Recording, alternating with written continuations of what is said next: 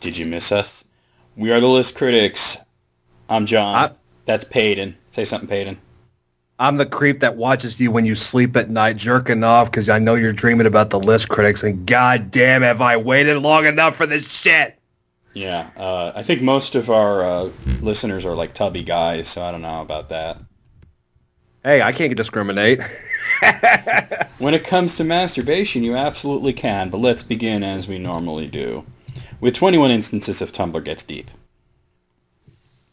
So this first one, filled with this light, says, things my dentist has actually said to me. So there's a kind of a list within a list here. So the first one is, well, either the x-rays lied to me or you were spontaneously creating teeth. I'm going with the second one because it's way cooler. When was the last time you flossed? Your gums aren't bleeding, which means I'm either not doing this hard enough or you actually floss your teeth regularly.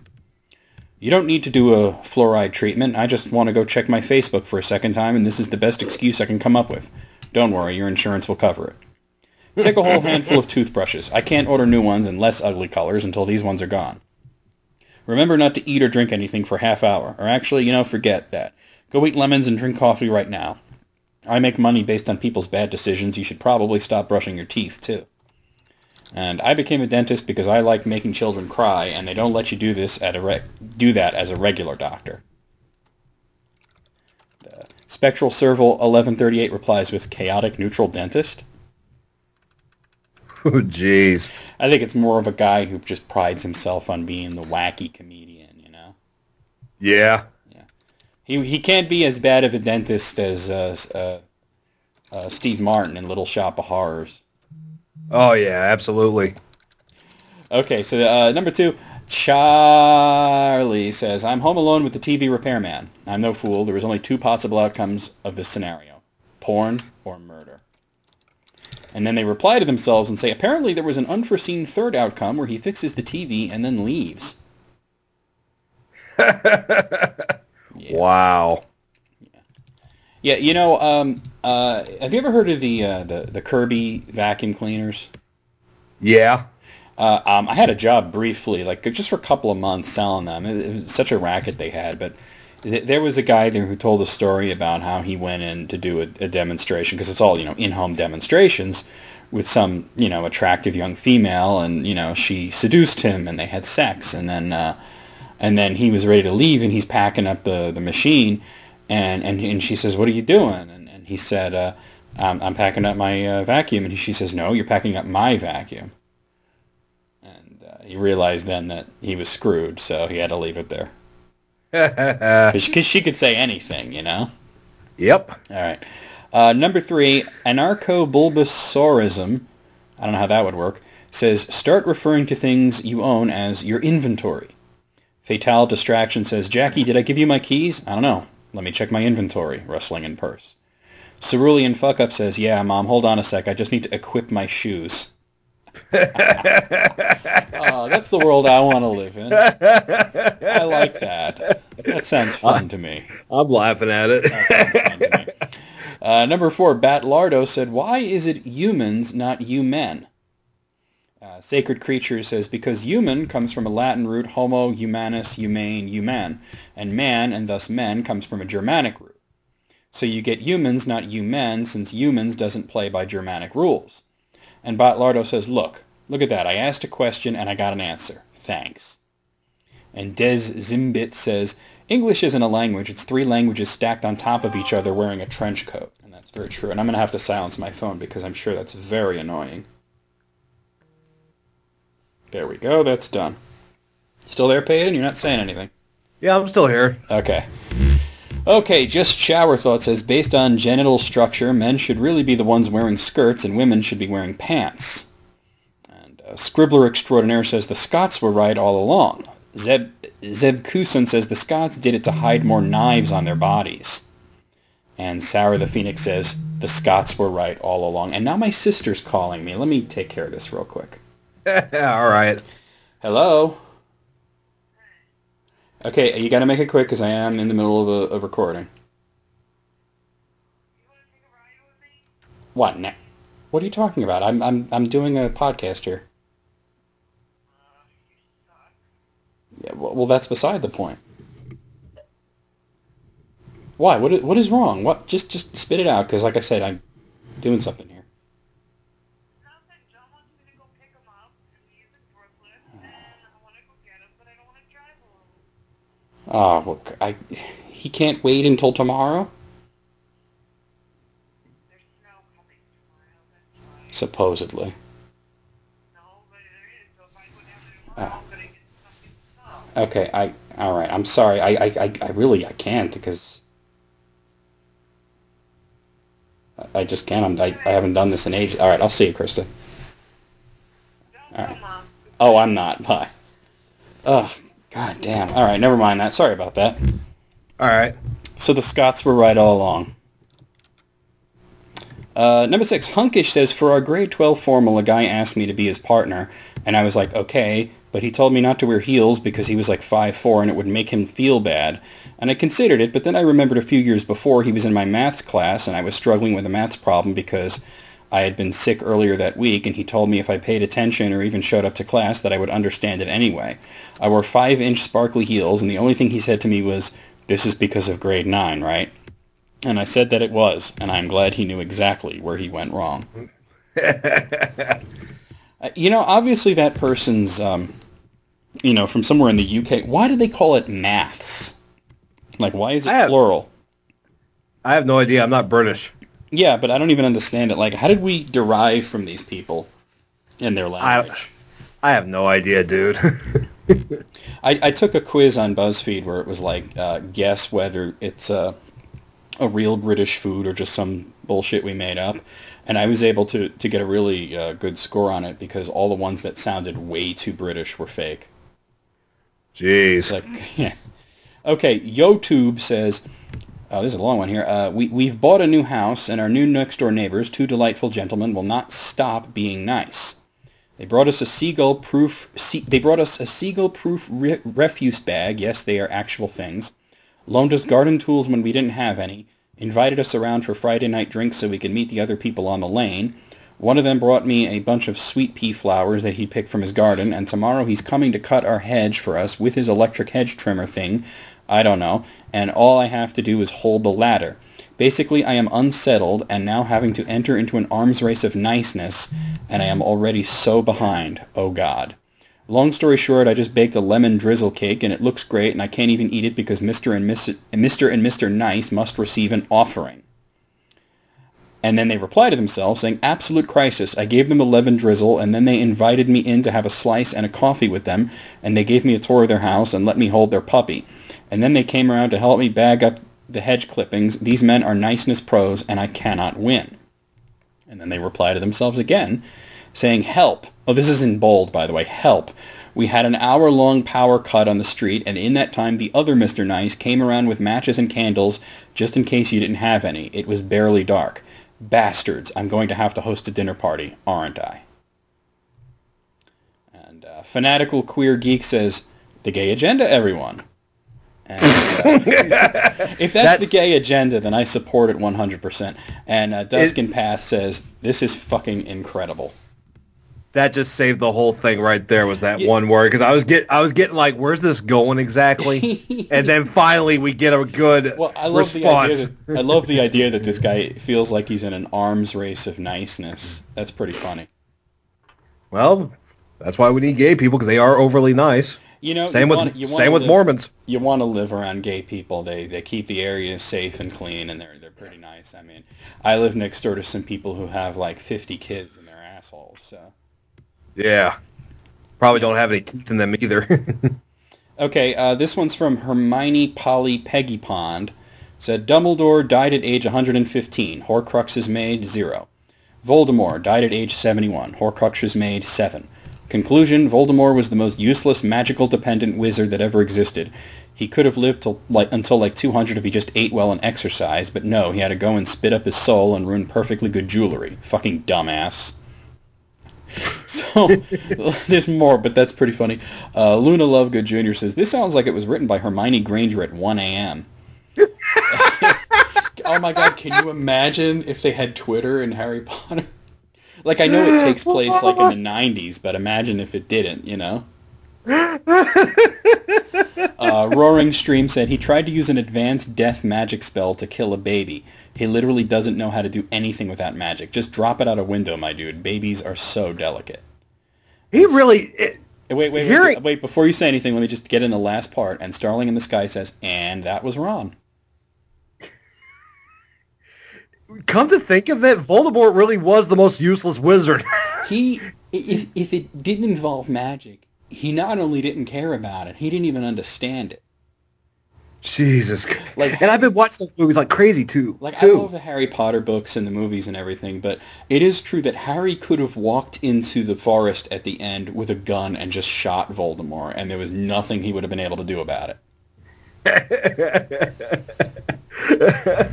You know, I can picture of somebody doing that in Flash or something like that. Well, you know, there was a movie that who did it? Was it Bakshi or I think it was Bakshi. It was called Wizards. It was an animated movie about wizards, and in the end, the one wizard confronts the evil wizard, and he literally just pulls out a gun and shoots him. I gotta see that whenever I can, then. Yeah. The Stoned Soldier says, this is number 9, Black Panther bakes some Jewish bread for a party thrown by a Norse god. T'Challa's holla for the Valhalla Gala. Then they reply to themselves and say, I didn't spend 30 minutes Googling words that rhyme with T'Challa for this to get 60 notes. There you go. That's how you do it. Yeah. Number 10, Wood of Green Leaves says, yo, like old people give our generation so much shit for being rude and disrespectful, but in my 5 years of working at a fast food restaurant, I have never once, not once, been abused or spoken rudely to for any reason by a young person. You know who yells at me when the restaurant is busy and their order takes a little longer? When there's a mistake with their food? Asshole middle-aged people. You know who smiles and says it's okay? Teenagers and little kids. It's true, Shit. The older you are, the more crotchety you are when it comes to food. Oh, it's true. It's damn true, but dude. But it's not even an age thing. It truly is a generational thing. Because, I mean, I'm going to be 38 this year, and I'm always like, I go to, like a restaurant, and they can be like, oh my God, we're so sorry. It took an extra 2 seconds. And I'm like, it's all right. Chill.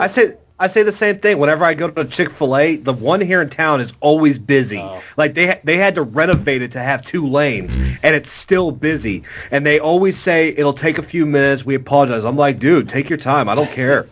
I feel so bad for the people that work at Chick-fil-A because they have to be much nicer than average. Yeah. The people at, McDonald's, they don't have to smile, but the people at Chick-fil-A practically have to fillet you. Yeah. I never go there because we don't have Chick-fil-A, but it's all mostly down here in the South. But hey, at least I've been told their chicken ain't that great, to be honest. Oh, I love it, dude. That's just me, though. You know what I wish we had here is Popeyes. That I really miss. Yeah, there's a lot of them down here. So. Okay, Vampire Apologist says, my new roommate's best friend literally says, we'll just go out for one drink on a weeknight, goes to a club, has one drink while everyone else is getting into it, and then tells everyone when it's time to go home so they can actually make it to class in the morning, and I'm genuinely terrified by the amount of self-control she has. And then they reply to themselves and say, saying you'll just have one drink at the club on a school night, and then following through and getting up for class the next day demonstrates the exact level of resolve it took to amputate your own arm on an 18th century battlefield. Jeez. That sounds about right. Just about. Yeah. You ever see that movie Master and Commander? I don't know if I have. I remember the movie, but I don't know if I know I've seen at least part of it. I just don't know if I've seen the whole thing. Well, there was a scene where a kid has to get I think it was either his arm or his leg amputated. I don't know. I haven't seen it in years. And all he does is he bites down on a piece of wood and doesn't whimper once. Ooh. I was like, dude, that kid's got more balls than I mean, I know it's a movie, but that kid's got it is that a kid's movie. yeah, that kid's got more balls than me, though. You could appreciate what the character goes through. Number 12, Virgin America says the worst thing about college is that classes are either like midterm 30%, paper 30%, final 30%, 40%, or they're like attendance 5%, participation 10%, reading reactions 5 papers worth 2% each 10%. Midterm, 20%, 15% for grad students. Final paper, rough draft, 5%. Final paper, 15%. Group presentation, 10%. Final exam, 20%. 25% for grad students. Stapling your papers in the correct corner, 2%. Breathing, 8%. That's it. No in between. I hate shit like that. Why couldn't it just be 50% whatever, and then 50% your test or whatever?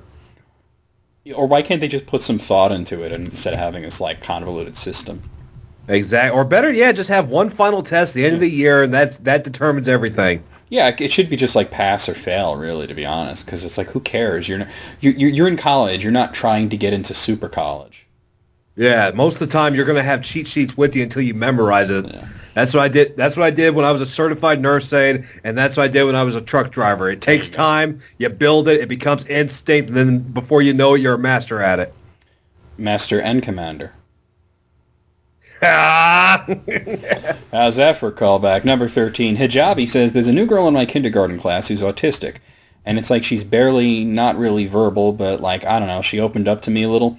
I don't tell people I'm on the spectrum at work because they already treat me horribly because I'm the only person of color there, but she's like a little Latina girl who I know exactly how she feels, and I was like, hey Nina, if you don't want to talk, it's okay, just thumbs up or thumbs down if you understand the math problem, okay? So we sort of made like a thumbs up, thumbs down thing between us, and today it was the most surreal thing because I know they tell you to make eye contact, but I'm going to tell you a trick. Look at their neck, chin, hair, and whatever is behind them. I don't like eye contact very much either. Thumbs up, and she said with the smallest voice, thank you for not saying I'm dumb. I want to be the person I needed when I was her age. Well, that's sweet. Not funny, but it's sweet. Yeah. Number 14, Till That says, Till, 1 gallon, about 4 liters of gasoline, contains about 31 million calories. Wow, it's a good thing we don't drink gasoline, huh? Yeah. Say goodbye to your insides and say goodbye to that belly. Well, say goodbye to life if you drink gasoline. Persons Unable replies to this saying, human daily caloric requirement is 1,500 to 2,500 depending on the person. 1 gallon of gasoline contains enough calories to satisfy that requirement for 12,400 to 20,600 days, or about 34 to 56 and a half years. Therefore, if I chug a gallon of gasoline, I won't need to eat for the rest of my life. And Obero Lover says, strictly speaking, you're absolutely correct. Jeez. Well, that's like saying if you light a man on fire, he'll be warm for the rest of his life. I mean, it's true, technically. Okay, number 15, Lamdeal says, I wish dates didn't have such a strong romantic attachment to them. Like, I wish I could just go up to a friend of mine and be like, hey, I want to take you to a nice restaurant. Let's get dressed up fancy and go. We'd go have a fancy-ass dinner, but there'd be no romantic involvement. I wish platonic dates were a common thing. I would take each and every one of you on platonic dates. And Kool-Aider says, does nobody on Tumblr have friends? That's what I was thinking. And NQ says, for real though, can anyone explain the difference between romantic and platonic friendship for somebody who has neither? And Ranger Aramide says, in a romantic relationship you speak Latin and your empire falls, and in a platonic relationship you speak Greek and think about caves. Son of a bitch. Shit. That went in a different direction. That pulled a 180. Yeah. Number 16, Pensy Prep Official says, when I was like 9, my neighbors asked me to watch their fish and cat while they went on vacation, and I was like, lol, K. And while they were gone, the fucking fish died, so when they got home, I apologized to the mom, and she was just like, no need to apologize. I turned the filter off so they would die, because they are too much work. You did nothing wrong. And she gave me like $20, and that is the story of my first contracted murder. Notice That's how she said, horrible. Notice how they say first and not only. Oh, shit. Interesting. Go to the next one quick before we call 911. Number 17. So this actually starts with a picture of a Twitter post from Amy Angelwings, who said, all women everywhere should start responding to guys hitting on us with generic RPG NPC lines like, I hear the king has a new advisor. So, Crudman says, I love this. Big Truck says, you come here often? Dwarven crafts! Straight from Orzammar. And Bitches on Balin says, hey baby, did it hurt when you fell from heaven? Favor the bow, eh? I'm a sword man myself. Yeah. See, the thing is, like, there are a lot of guys who would be very turned on by that, myself included, so. Yeah, same here. And then it reminds me of because, I mean, how bad ahead. is it that I know exactly which game each of those came from? I think I only know one of them. I think it was Oblivion, I think. Well, the last one was definitely from Skyrim, and the Dwarven Crafts is Dragon Age Origins. There's Alright. there's a dwarf in the market area of Denerim that pretty much shouts that out every time you come anywhere near him. Jeez. Number 18, Kill You Angel says, it's like Freud always says the psychologist character in the movie, making everyone in the audience who knows anything at all about psychology flinch involuntarily. Fur Bearing Brick says, hashtag do not say the name of this foul creature out loud in my house. You know, I took a psychology course in school, and the teacher called him Sigmund Freud. So was that intentionally because he hated her, or she? It was intentional because he felt that Sigmund Freud was, not the greatest psychologist out there. So. Well, I don't know if he's the greatest, but because the word of the wise is, there's always somebody better than yourself. You may not never know him, though. Yeah, but a lot of the shit, I think he was misinterpreted personally. Rue by another name says, the biggest lie I ever told and how my husband came to protect it. For years I have lived this lie, telling everyone I am allergic to peanuts because I hate the smell of peanut butter and don't really like peanut butter that much. But whenever I used to tell people that I don't like peanut butter, they'd get all defensive, like, peanut butter is amazing, how can you not like it? And then I'd have to go into this whole thing to defend my taste buds. But then I got tired of it and started telling people that I'm just allergic to peanuts because that way it's not my fault that I hate the smell of peanut butter. It's now like I'm a sad little baby who will never get to taste peanut butter ever in her life, and everyone feels sad for me. But the problem is that I really love peanut M&Ms, and so now I can only eat peanut M&Ms when I'm at home in secret. The only person who knows my lie is my husband, so at work this evening we had a small celebration for someone, and they had peanut M&Ms, and I really wanted some, but obviously couldn't eat them in public, because then people would know my peanut secret. And so, when we got home after work, my husband tipped his jacket over and emptied his pockets, and at least 30 or so peanut M&Ms fell out of his pockets, and he whispered, I was sneakily accumulating them all night for you because I could see the pain in your eyes. And if that isn't love, then I don't know what is. All right, let me say something, because I've been here, not with food in particular, but where I'll say that I don't like something, and people will get all like, how could you not like it, And I'm just, that leads to this kind of shit. Don't do that to people. Let people hate things.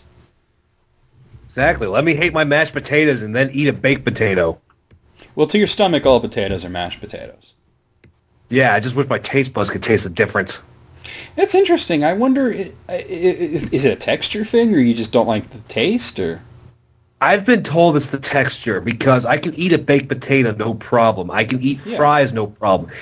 Hash browns, fried potatoes, but mashed is like the only thing I cannot keep down. My taste buds will literally reject it. Yeah, it sounds like it's a texture. I mean, that's fine. Like I said, to your stomach, all potatoes are mashed potatoes. No fair warning if you make dinner for me. Turing test, it said, anyone else remember in high school being forced to attend a fake drunk driving scene complete with ambulances pulling in and pronouncing your classmate dead and putting him in a body bag and taking him away while his girlfriend sobs, and then the subsequent funeral with pamphlets and his girlfriend giving the eulogy, or no? And Shake, Riddle, and Roll says, no? What the fuck kind of school did you go to? And Turing tested said, an American one. Here's an idea. They actually did this at my high school, and somebody I didn't like was the guy who got killed. And me and two other guys, being the dicks that we were, we all yelled, "You deserve it!" Oh, that's awful. That's funny though. We got 2 weeks. We got 2 weeks detention. Those kind of things are just terrible. All right, so number 21, this is the last one. This starts with a picture of two trash cans, and those big, like, Rubbermaid motherfuckers. Oh, hell yeah, I love those. They both have writing on them. The one on the left says, and so the trash barrels became trash themselves. And the one on the right says, take us away, boys. Yep. So, Girls Who Are Wolves says, had to label the old trash barrels so the collectors would know to take them. And Sabric MC says, this should be the last post on Tumblr before it is shut down. Wow. I like it. Well, it's still up, so shit. No, they're saying that, like, if Tumblr's ever going to go down, it should be, referred to as the trash bags becoming the trash, Take us away. Yeah. They're saying that Tumblr is trash.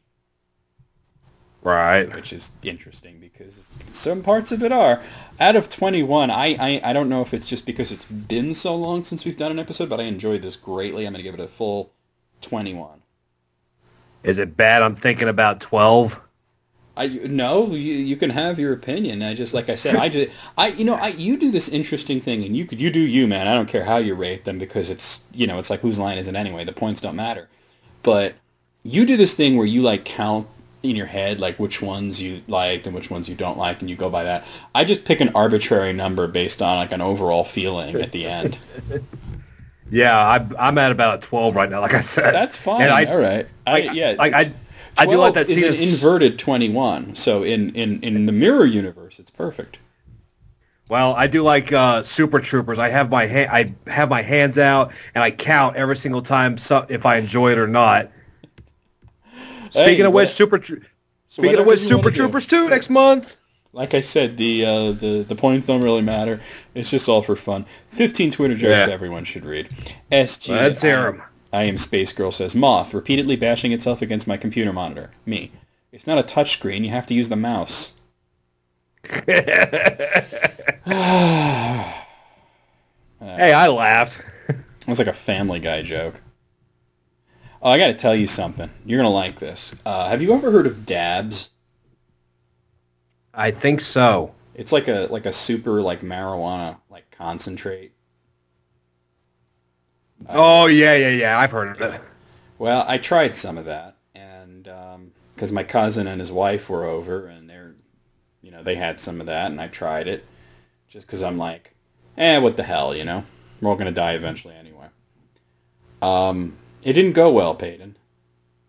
Did you start hallucinating? Yeah, I saw some interesting colors and shoot like little light traces and stuff, but more it was just the extreme anxiety and paranoia and the feeling like my eyeballs were going to pop and all this. And it did, and it lasted for 7 hours, which is really unpleasant, just for having a little tiny spoonful of something. So, because they recommended take like a little tiny teaspoon and try that. And 7 hours, man. And it also didn't hit me for 3 hours, so I thought, it didn't work, And then all of a sudden, 3 hours later, I'm blasted out of my skull. I'll stick to alcohol, let me tell you what. But anyway, there was a point where everything was super funny.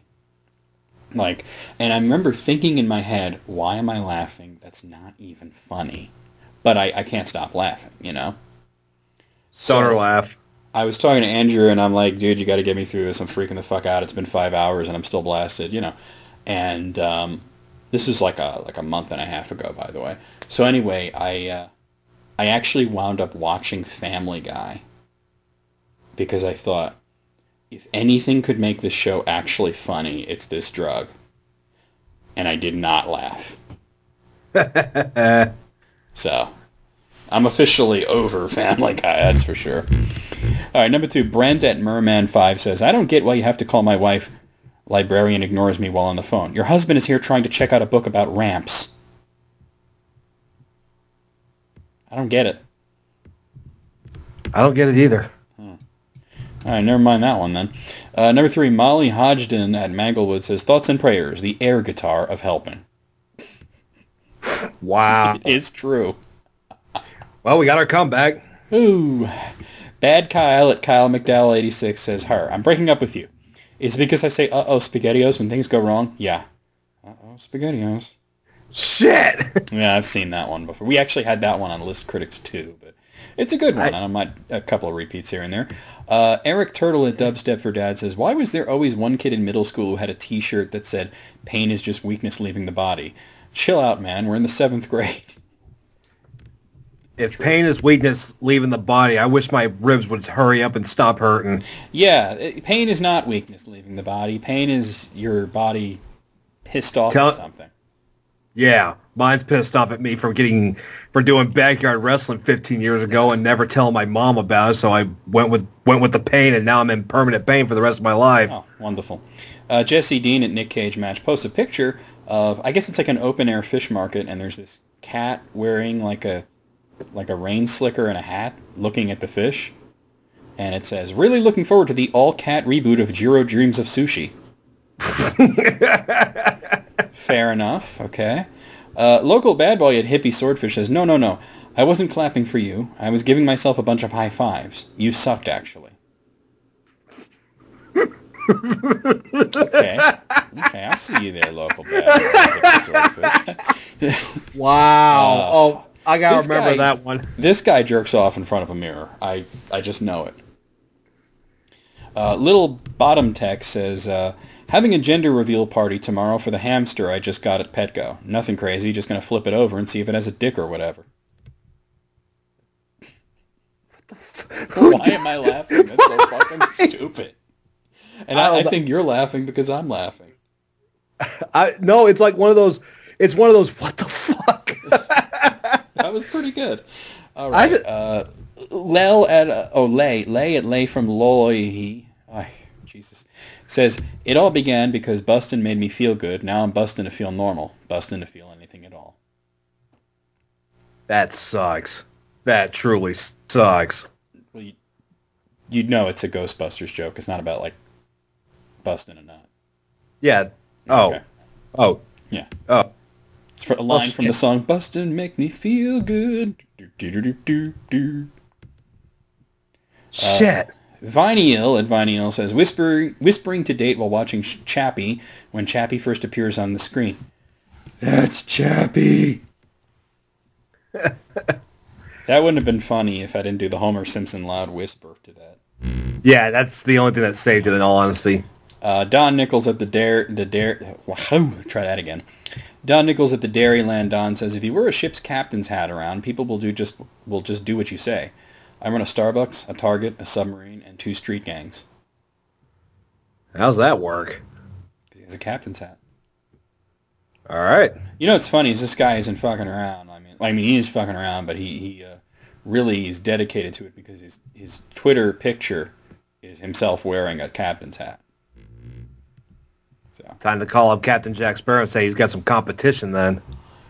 Sophia Benoit at one follower no dad says, everyone shits on the Midwest but forgets they invented having an extra refrigerator in the garage. I didn't know that. What? Yeah, I always wondered why people, why do you have to have a second refrigerator in the garage? That seems weird to me. Well, I mean, I got one, or rather my landlady did, but it's because we would fill her fridge up so much that she had to have one outside for extra stuff. Why don't you just buy less food? Because we're big fat slobs that like eating. Okay, fair enough, but not everything has to be refrigerated. Yeah. Christian at No Powerade in USA says, 14. When I'm older, I'm going to be married and so happy. 27. I wonder if I could do heroin just once and not do it again. I could be that guy. Have fun with that. Yeah, good luck. Bucky Isotope at Bucky Isotope says, Steve Miller. Some people call me the space cowboy. Me. Dude, we only did that once and we all really, really regret it. Yeah, that song really doesn't make any sense. Wanna be a space cowboy. Not that song. Oh, I'm thinking Kid Rock. The Joker by Steve Miller. Oh! Yeah. Shit. And finally, number 15, a girl has no name at This Is a DM says, Barista, what can I get you? Me, medium roast, please. Okay, but your gray roots are getting obvious and you have the silhouette of a potato. I get it, medium roast, like they asked to be roasted. Jesus. I get it, okay. All right, that was not great. There were a few good ones, but out of 15, I got to give that like a 6. That's where I'm standing at. I got 6 fingers up. Did you have to count the fingers? Yes, I had to count. I was like, do I really only have 6? Okay, so I went ahead. I got one here from Ranker.com. Now, this is interesting. Ranker, these lists can go on forever and ever. There's actually, let's see, 81 on this list. Now, I don't know if you heard. Well, I know you heard because I saw you reacting to it on Facebook. But there is a new Super Smash Brothers coming out for the Switch. Yes. And everybody's wondering about what characters are going to be in it. The Ranker's any one top characters list that needs to be in a Super Smash Brothers game. So this is Ranker's list of characters that should be in the new Smash Brothers game. Wow, good guess. Yeah. So starting from number 81, it's Billy and Jimmy Lee. Does anybody care about these two anymore? After Double Dragon Neon, I don't think so. Well, Double Dragon Neon was quite good, but that was like 10 years ago. Yeah. And there's been a couple of Double Dragon games since then, and none of them have really been that amazing. Water of the Dragons was an abomination, and Double Dragon 4 was just okay. That's kind of what I meant. Yeah. Number 80 is Bill Reiser or Lance Bean. Here's the thing.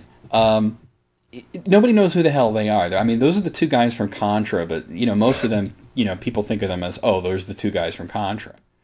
They don't really have much of a character. What are they going to do? Jump, shoot, spread gun? It seems boring to me.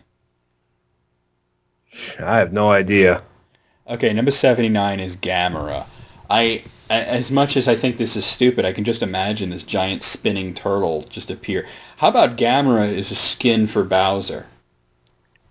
I could actually see that happening. I could actually see, they should do, premium skins, kind of like Injustice does. Yeah. Hold on 1 second. I just got a text. I got to lower the heat a second.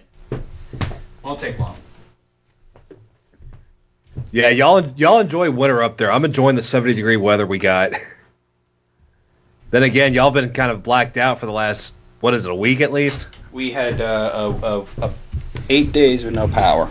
Shit, man. Terrible. Yeah. Makes me glad I drive a truck. That's all I'm going to say. Number 78 said Tony the Tiger. No, let's not put Why? advertising mascots in there. Unless the Terrest guy's doing the voice for him. That would be amazing. Yeah, it would. Is that a Mickey Mouse shirt? That ain't Mickey Mouse. That's just tit dirt. Dirt, yeah. Number 77 is Ivy Valentine. I could actually kind of see Ivy working in Smash Brothers. And it seems like such a bizarre character, but the design-wise, she's not that different from the Fire Emblem characters. And we've had Bayonetta and Ryu from Street Fighter, so I could see Ivy making it in. I'll see why not. And Link was in Soul Calibur. So plus, yeah, I think the reason why she can't make it is because people would be paying too much attention to her jugs. Well, I don't know. I mean, it's a lot more zoomed out, and they could give her a more modest costume. And maybe do like Ivy Valentine as she appeared in the first Soul Calibur, not Ivy, where she's ready to explode. Oh my god, I could not. Every time I play those games with my friends, one of them would eventually choose Ivy, and I couldn't do anything because I would spend so much time making jokes about it that I'd get my ass kicked. That's funny. Number 76 is Knack. I don't know who Knack is. Let's see here. Is it K-A-A... K-N-A-C-K, Knack. That's a PlayStation 4 character. Yeah, and not only that, I just looked it up myself. It's made by Sony. I really doubt they're going to want a character to be in Smash Brothers. So.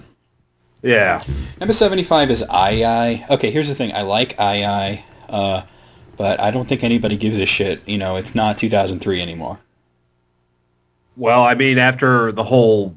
They put Ness in there, and he only had one game in the West and 2 in the East. And then the next thing you know, Earthbound exploded. Yeah, but here's the thing: he's a Nintendo character. If we're going to bring in a guest character, they got to be somebody who's cool, Yeah. And somewhat relevant. So, number 74 is Slippy. Here's the thing: I actually would like to see any character from Star Fox that isn't a clone of Fox. Yeah, because that's basically what Falco was. And Wolf. Wolf was a clone as well. Oh, shit. I never unlocked him. Was he in Brawl? Yeah, he was in Brawl. He wasn't in the... Oh, I never unlocked him. Yeah. He was one of the few that you couldn't unlock in Subspace Emissary. You had to do something else. Oh, shit. That's why I didn't unlock him. It was him and Toon Link and I think Jigglypuff. Yeah, and of course Sonic was... You could tell he was thrown in at the last minute because of how he made his appearance in the Subspace Emissary. Wait, how did you say that word? Could you say that again? The Subspace Emissary or whatever? Emissary? Oh my god. It's Emissary. Emissary, okay, yeah, Emissary. Okay. Is this a Marley thing again? Let's go on. Okay, so I'm just putting these two together. Number 72... Number 72 and number 73 are Bert and Ernie. That's so stupid. They're not even video game characters. Get out of here with that white bitch shit. What are they gonna do? Pull numbers out and beat each other with them? Okay, now I kind of want it. Oh shit! Now I kind of want it. Number 71 is Jimmy Neutron. No. That's a lot of no. They gotta be a video game character at least. Yeah. Number 70 is the Fierce Deity Link. I actually would like to see that as Link's final smash. Yeah. Actually, somebody explained to me why that's not his final smash. Because they'd rather lock him into... They'd rather lock as many opponents as possible between two Triforce pieces and have Link Omni-slash them. That's fine, but why can't he look like Fierce Deity Link while he's doing it? I have no idea, but that would be cool. So 68 and there's more Sesame Street characters, Elmo and Cookie Monster. You know what? If I could beat the shit out of Elmo, that would be great. But otherwise, I don't give a crap. I like Cookie Monster. Well, he is the original death metal singer.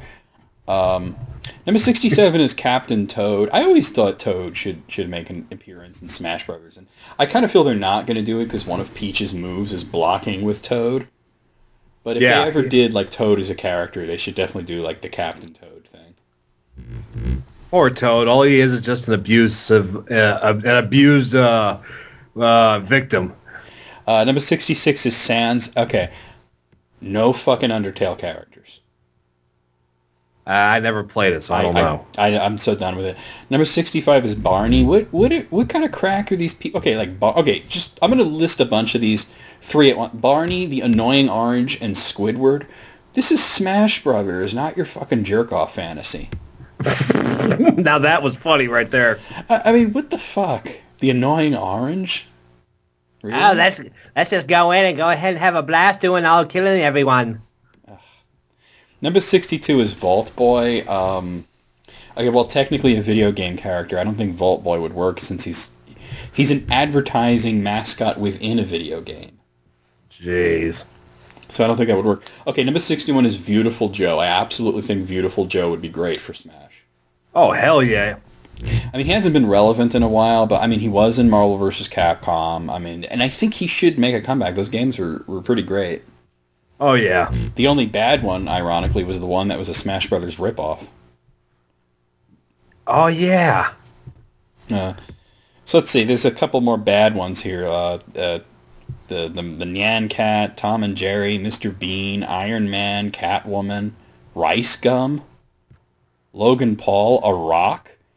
Why are the troll ones higher up than some of the good ones?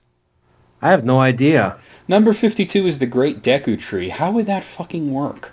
And how would you make them a play? What? He could just be a sits boss if they ever did like something like Subspace Emissary again. He could be a boss, but Kemet comes in and makes Wispy Woods turn into the Great Deku Tree, and all his Wispy apples have like steroids. As a boss. Do you know that there was one challenge I never did in Brawl, which was like the boss rush on Expert. Yeah. You know which one gave... Let's see, you're probably going to know, but you know which one gave me the most fucking problem? Probably Kirby. No, Boss Rush, dude. Oh, boss. PD Piranha? No, I never had a problem with him. It was fucking Rayquaza. Oh, yeah, I forgot you fight him in that. Rayquaza's an asshole in Smash Brawl. I could never... I tried, like, everybody told me, use Charizard and just use, like, the Rock Smash thing. It did a lot of damage, but it wouldn't... Like, I could never beat him. Not an expert, anyway. Number 51 is Tom Nook. We have the Villager. Like, why can't Tom Nook just be, like, an extra skin for Villager? I don't know. Would be nice. Number 50 is Chrono. That would be nice, but it's never going to happen, but it would be nice. Well, considering Cloud made it, yeah, it's a possibility. It's a lot less of a possibility than Cloud, though. A couple more bad ones here. Let's see. We got Kelp Fries, SpongeBob, Puppy Monkey Baby, Patrick Star, Michael Jackson, Shrek, Donald Trump, Naruto. These are awful. Jack Skellington. It's not even a video game character. Solaire from Dark Souls. No. What are you doing, you guys? Thomas the Tank Engine, Kermit the Frog. I actually really like Kermit. I don't want to beat him up. One Punch Man. The Hulk. Okay, the Hulk, actually, that would be pretty cool. Yeah, it would. That would be cool. I like the Hulk. Spaghetti? What the hell is Spaghetti? Simon Belmont. What do you think of that one? That's number 34. Actually, I could see that happening. Okay, like, here's the thing. If we're going to pick one Castlevania character, I'd rather it be Dracula. Well, he is the star of almost every single one of them. Yeah, I mean, he could teleport and shoot fireballs, and, and it just seems like a cooler, like it fits into Smash more. Number 33 is Batman. You could just fucking play Injustice, you guys. These guys obviously never did play Injustice Gods Among Us. I recently, not recently, actually, it's kind of a few months ago, but I finally got to play through the second game, which I actually like it a little better. Then we got Urbosa. I guess that's a character from Breath of the Wild. Barbossa? No, it says Urbosa. Oh, Urbosa. I was about to say Barbossa's Pirates of the Caribbean. No, it's Barbarossa. Barbarossa, okay. Isaac from Golden Sun is probably not going to happen, you guys. Maybe he'll be an assist trophy. Possibly, but I mean, yeah.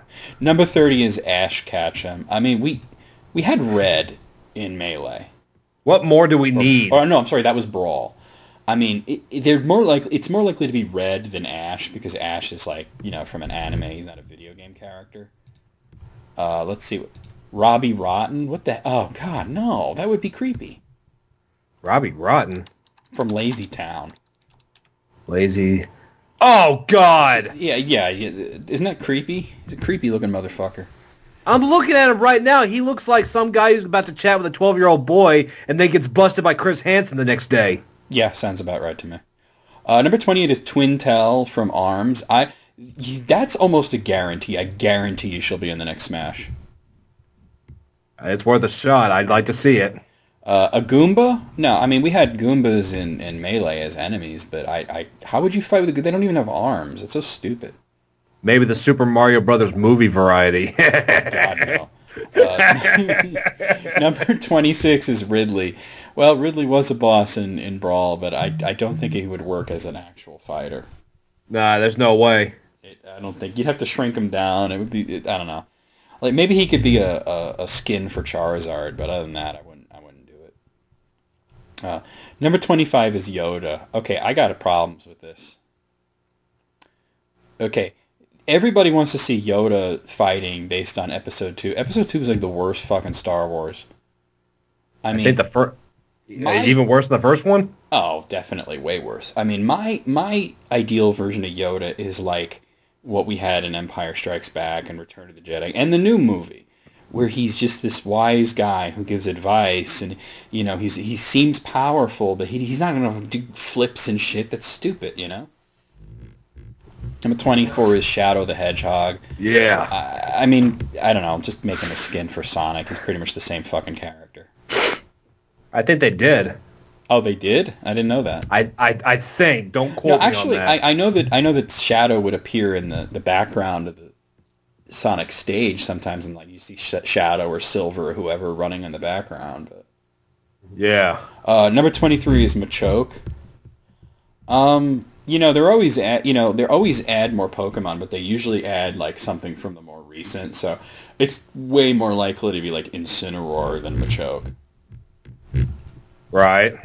Actually, Incineroar would make a great Smash Brothers character. He looks like a fucking wrestler. Number 22 is a Koopa Troopa. That's no. Same thing with a Goomba. What's he gonna do?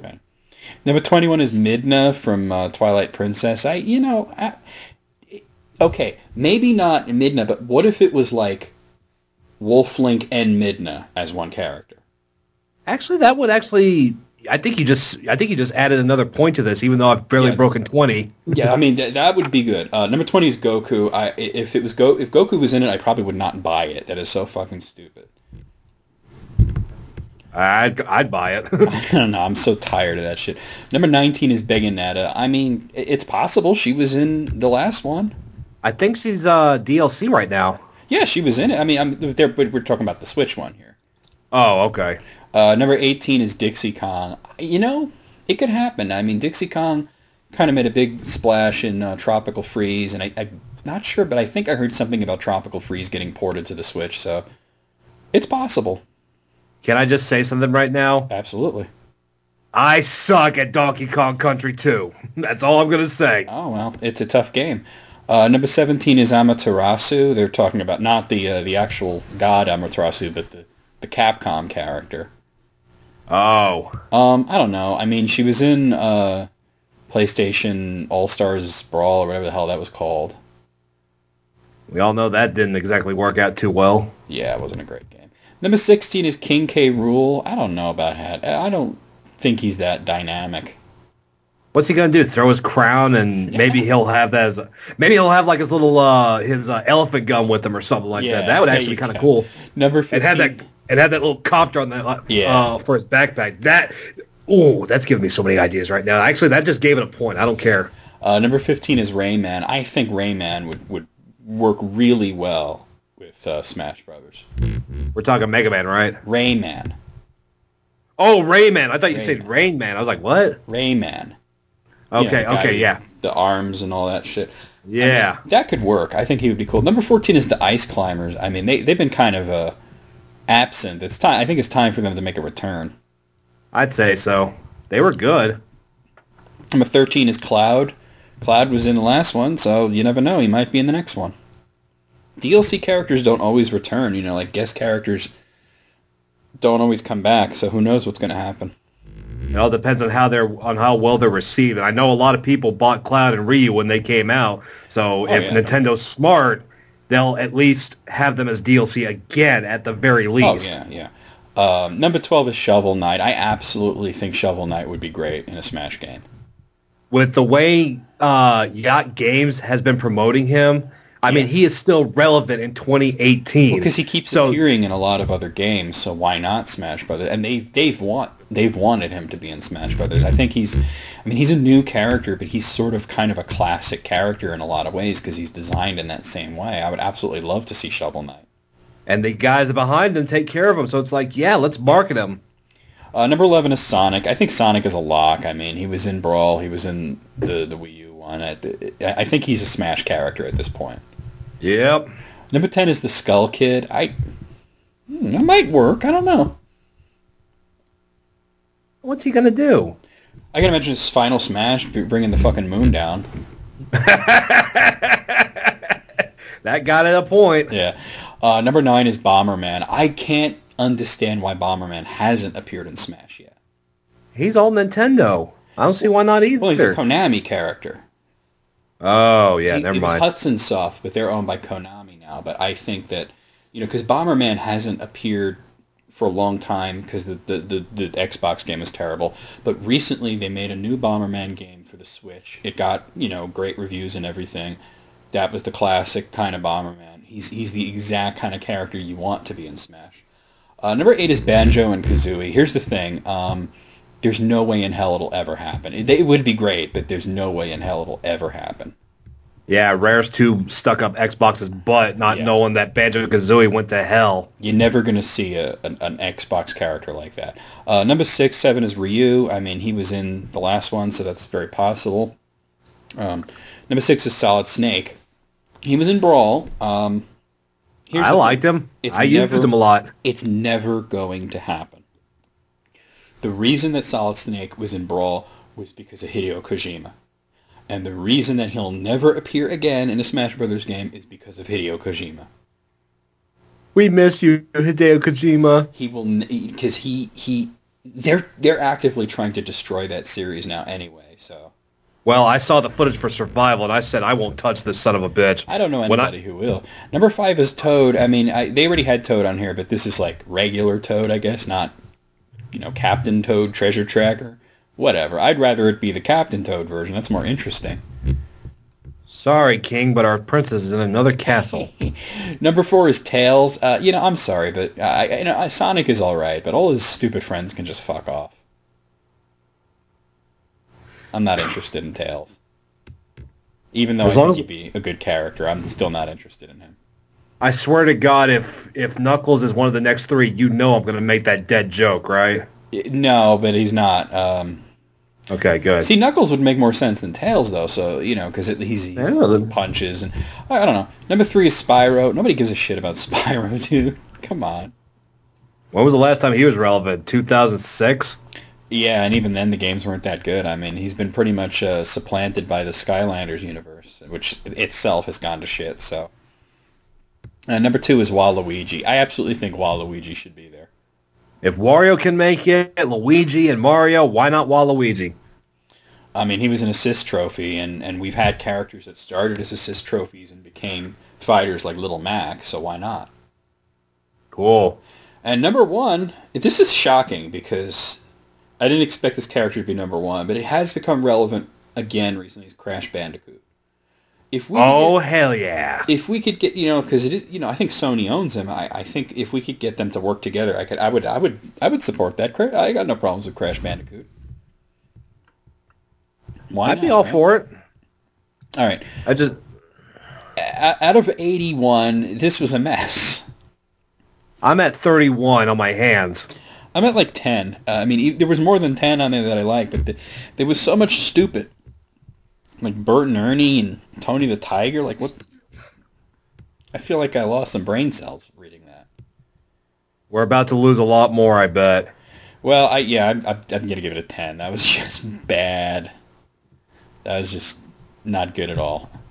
Jeez. Yeah, fail. Hold on one second. Let me just close some of these text messages on here so they're not blinking at me. Okay, so let's see. I know I have a list somewhere around here. Oh, okay. So are you ready for this? Because this is I looked at this one already, and this is a bunch of fuck. This is from NewArena.com. It's the 20 greatest fantasy RPGs of all time. Ooh. This is not a good list, but we'll wait. Now I'm getting a little worried. Yeah, this is they fucked this one up. I mean, it's so easy to come up with 20 great fantasy RPGs, but boy did they fuck it up. But all right, so number 20 is Fire Emblem. But here's the thing.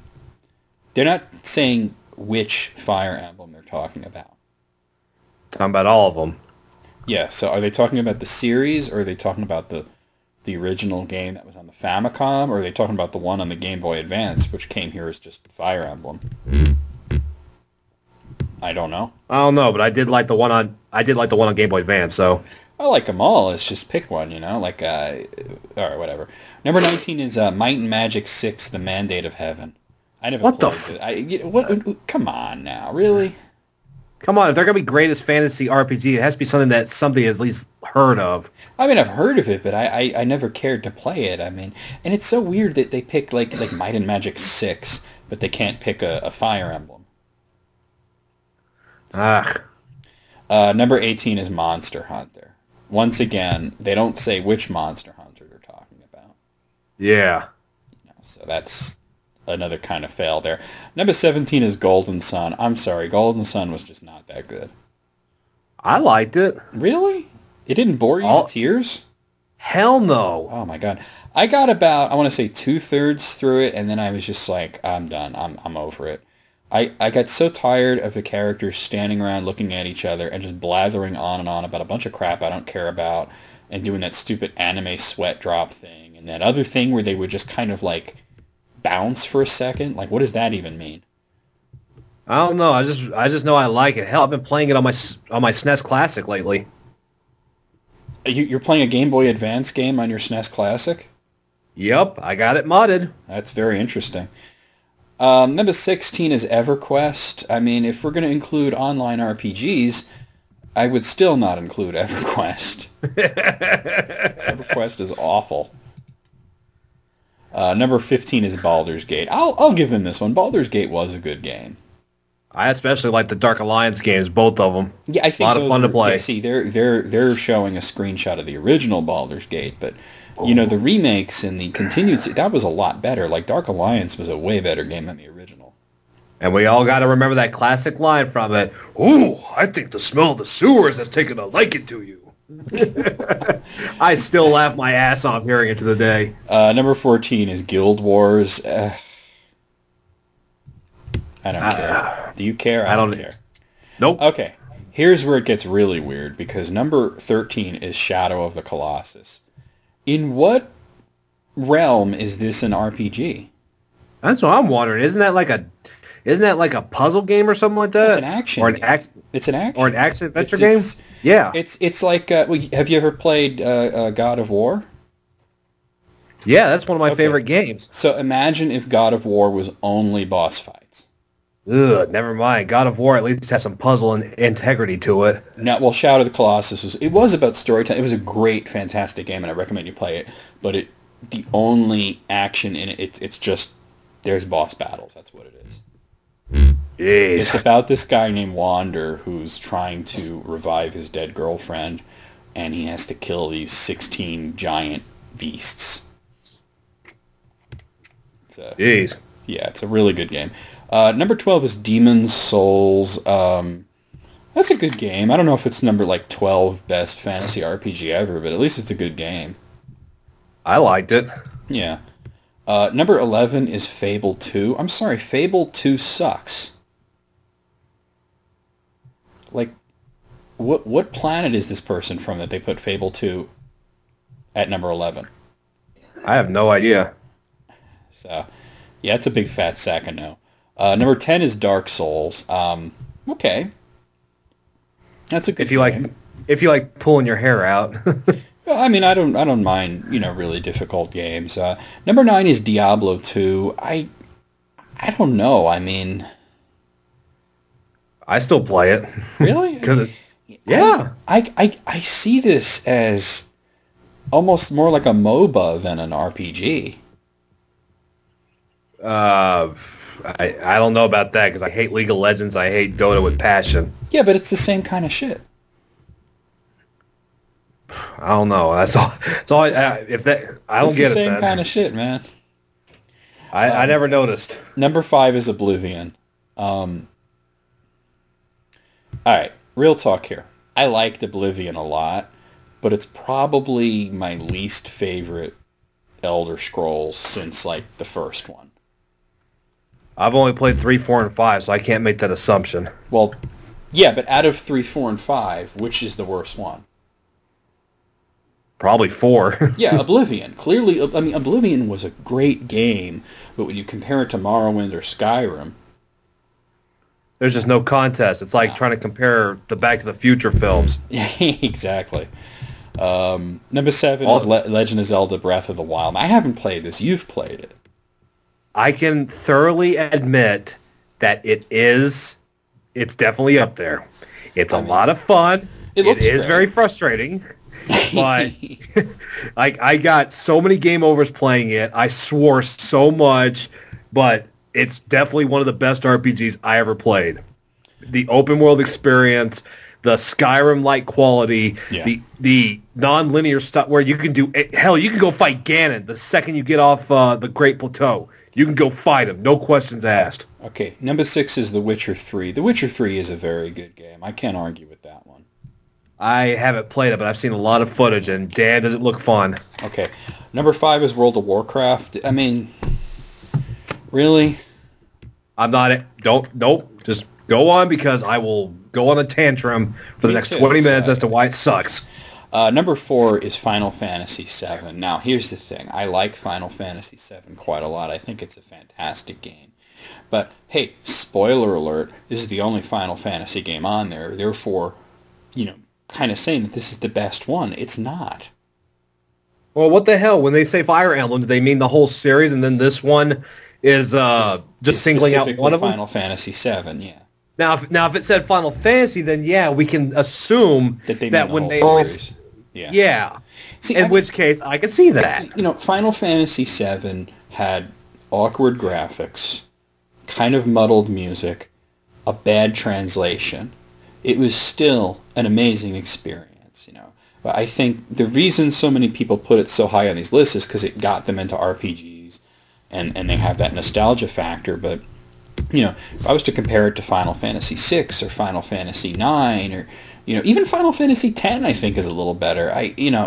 7 is just good. It's not amazing. So, that's me. Okay, so here's the thing. You ready for this? I'm listening. So for number 3, the title says Final Fantasy VI, but the picture and the text are Dragon Age Origins.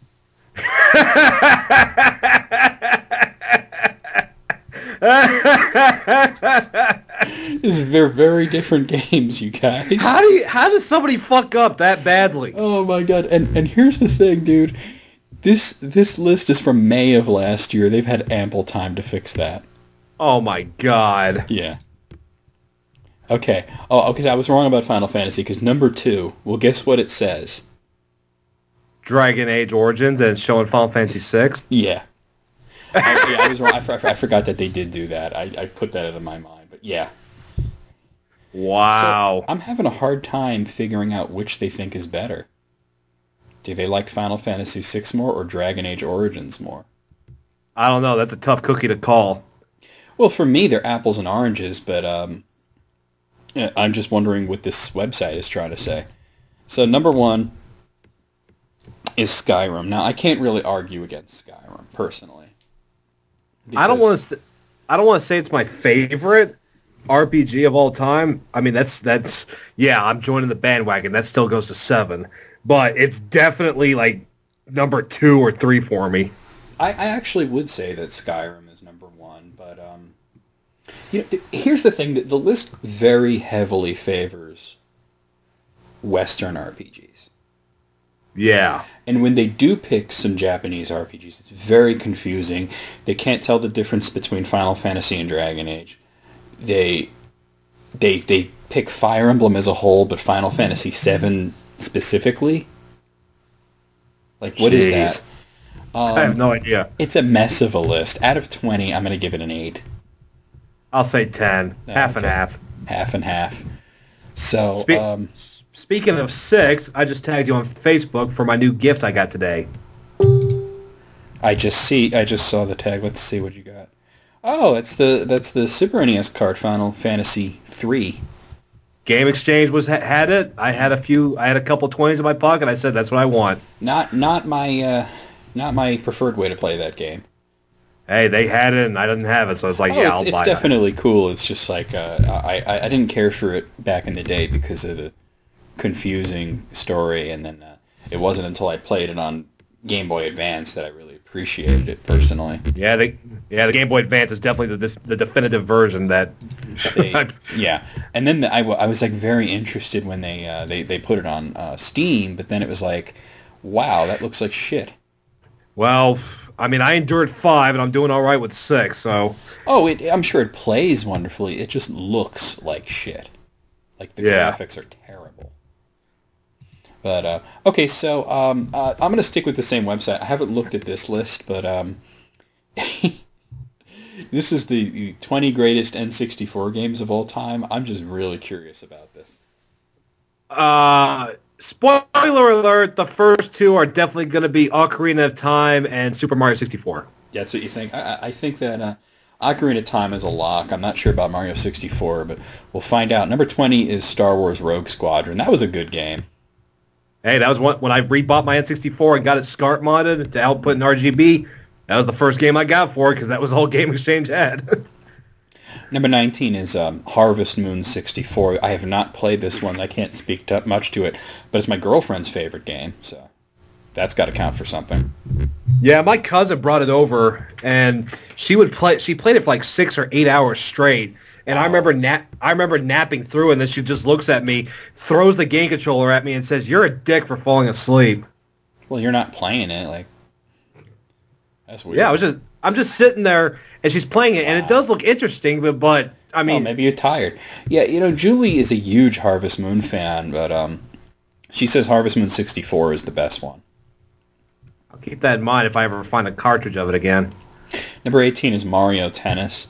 This seems like such a stupid idea, but it played really well.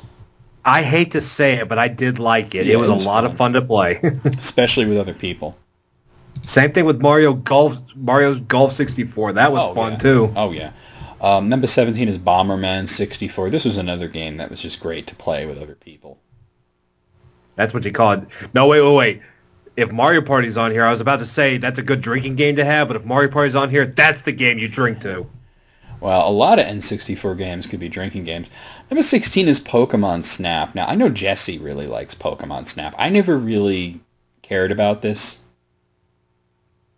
Like, I don't want to just take pictures of these things. I want to catch them and make them fight. It was basically a cash-in for Blockbuster to get more money out of kids, and it worked. Wasn't it a Blockbuster exclusive? That's right. Something like that, yeah. You can go over there and you can print out your Photoshops and... Oh, that's right. Yes, yeah. That's right. I forgot about that. Number 15 is WWF No Mercy. Now, as you know, I'm not into these wrestling games at all, but everybody and their mother tells me that the golden age of wrestling games is the Nintendo 64. I hate to agree with it, but it's true. Well, there you go. Number 14 is Donkey Kong 64. My only problem with Donkey Kong 64, it was, and this seems like a weird thing to say about a game, but it was too long. 200 bananas, you only need 100 to win, and...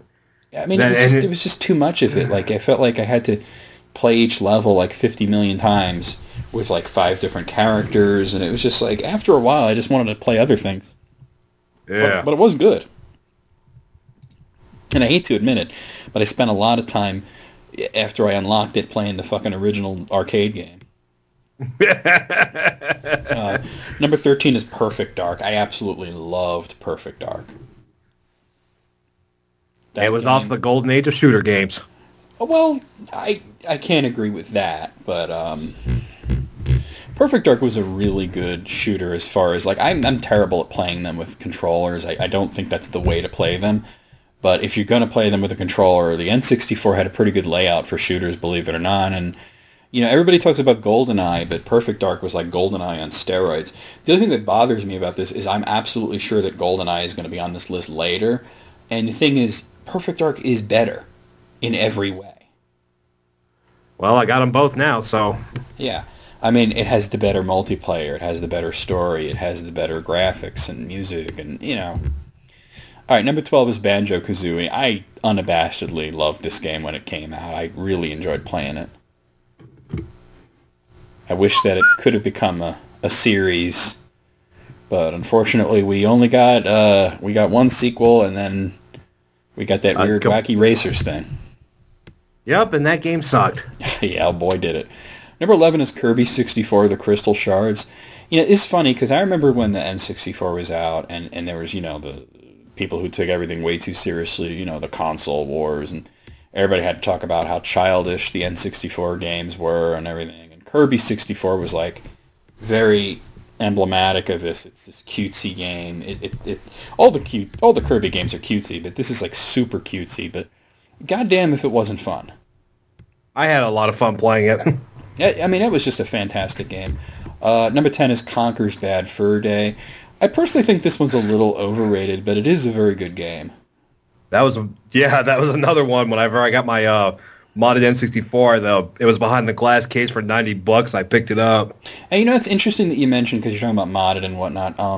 You know, Conker's Bad Fur Day. You know, everybody talks about the crude humor and the cursing and all that, but it was also like a very graphically impressive for the N64. And the multiplayer is what made it so fun, too. Yeah. Number 9 is Tony Hawk's Pro Skater. I personally couldn't give a shit about these games. Hey, that's how I found out about bands like Papa Roach and Power Man 5000. Oh, that's fine. But, well, let me ask you a question, because the Nintendo 64 wasn't known for having a lot of, you know, space for music. Did they have, like, that kind of licensed music in the N64 version? Uh-huh. Oh, wow, that's impressive, then, on a technical level. Number 8 is Pokemon Stadium. I think, you know, Pokemon Stadium 2 is the one to pick, but the first one was a little bit of fun. Well, in all honesty, I only finished the first one. I never did finish the second one because of how ridiculously hard it was. They're all hard, but did you know that the second one, the first one really is the second one? No. In Japan, it's Pokemon Stadium 2, and they had a first one. It was so bad, they were like, we're never going to release this outside of Japan, and they decided to basically just... It only had like 40 monsters to choose from. It didn't even have like all of Gen 1. Oh, that's dumb. Yeah, it was bad. But the one that we got, I mean, I personally, I think the second one is the one to go with. But hey, they're both great games. Number 7 is Star Fox 64. I probably put more hours into that than any other N64 game, to be honest. Jeez. It was addictive. I would just try to like get perfects on every level and just see if I can get the high score. I was obsessed with Star Fox 64, and it's a shame because Star Fox really went awry after that. Yeah. I mean, we had the Zelda clone, which was not a bad game, but it was weird, and then we had the DS game, and the GameCube one wasn't bad, but still, it's just like, what happened? Why can't we just fly around and shoot shit? Why does it gotta like have a story and all that crap? Yeah. Number 6 is Mario Kart 64. This is the other game that I probably put the most hours into, and I played it very competitively too. I was very serious about Mario Kart 64. Another drinking game right there, playing multiplayer. Oh yeah, definitely. Who was your? Lose a character? balloon, take a shot. Luigi. Really, Luigi? That's an interesting choice. Yeah. Not bad, but it's just wow. I was Yoshi all the time. Everybody chooses Yoshi. That's why I chose Luigi. Well, if somebody else got Yoshi, I'd pick Wario.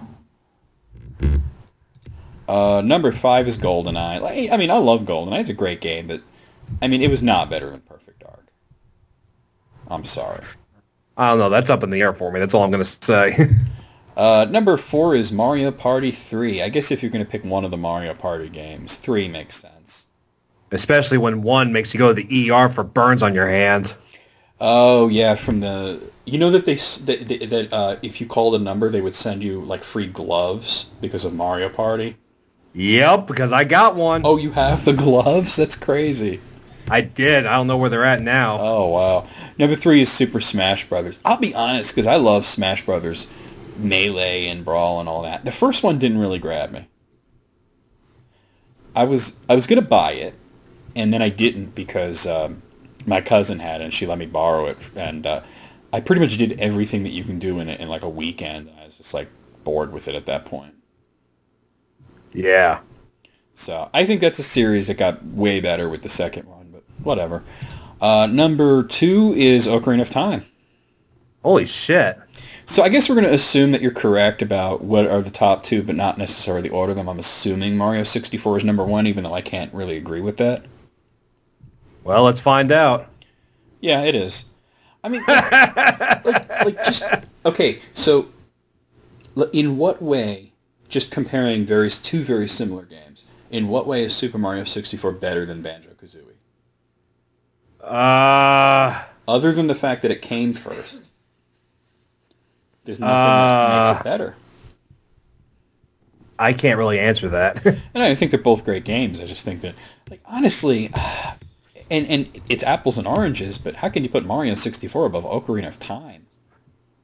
I don't know. I figured Ocarina of Time would have at least beat them all, That's or a lock, even Majora's Mask. And I don't even like Majora's Mask. I'm not a huge fan of Majora's Mask, but I'll admit that I'm surprised it didn't show up on the list because even though I'm not a huge fan of it, it's not a bad game. It's a great game.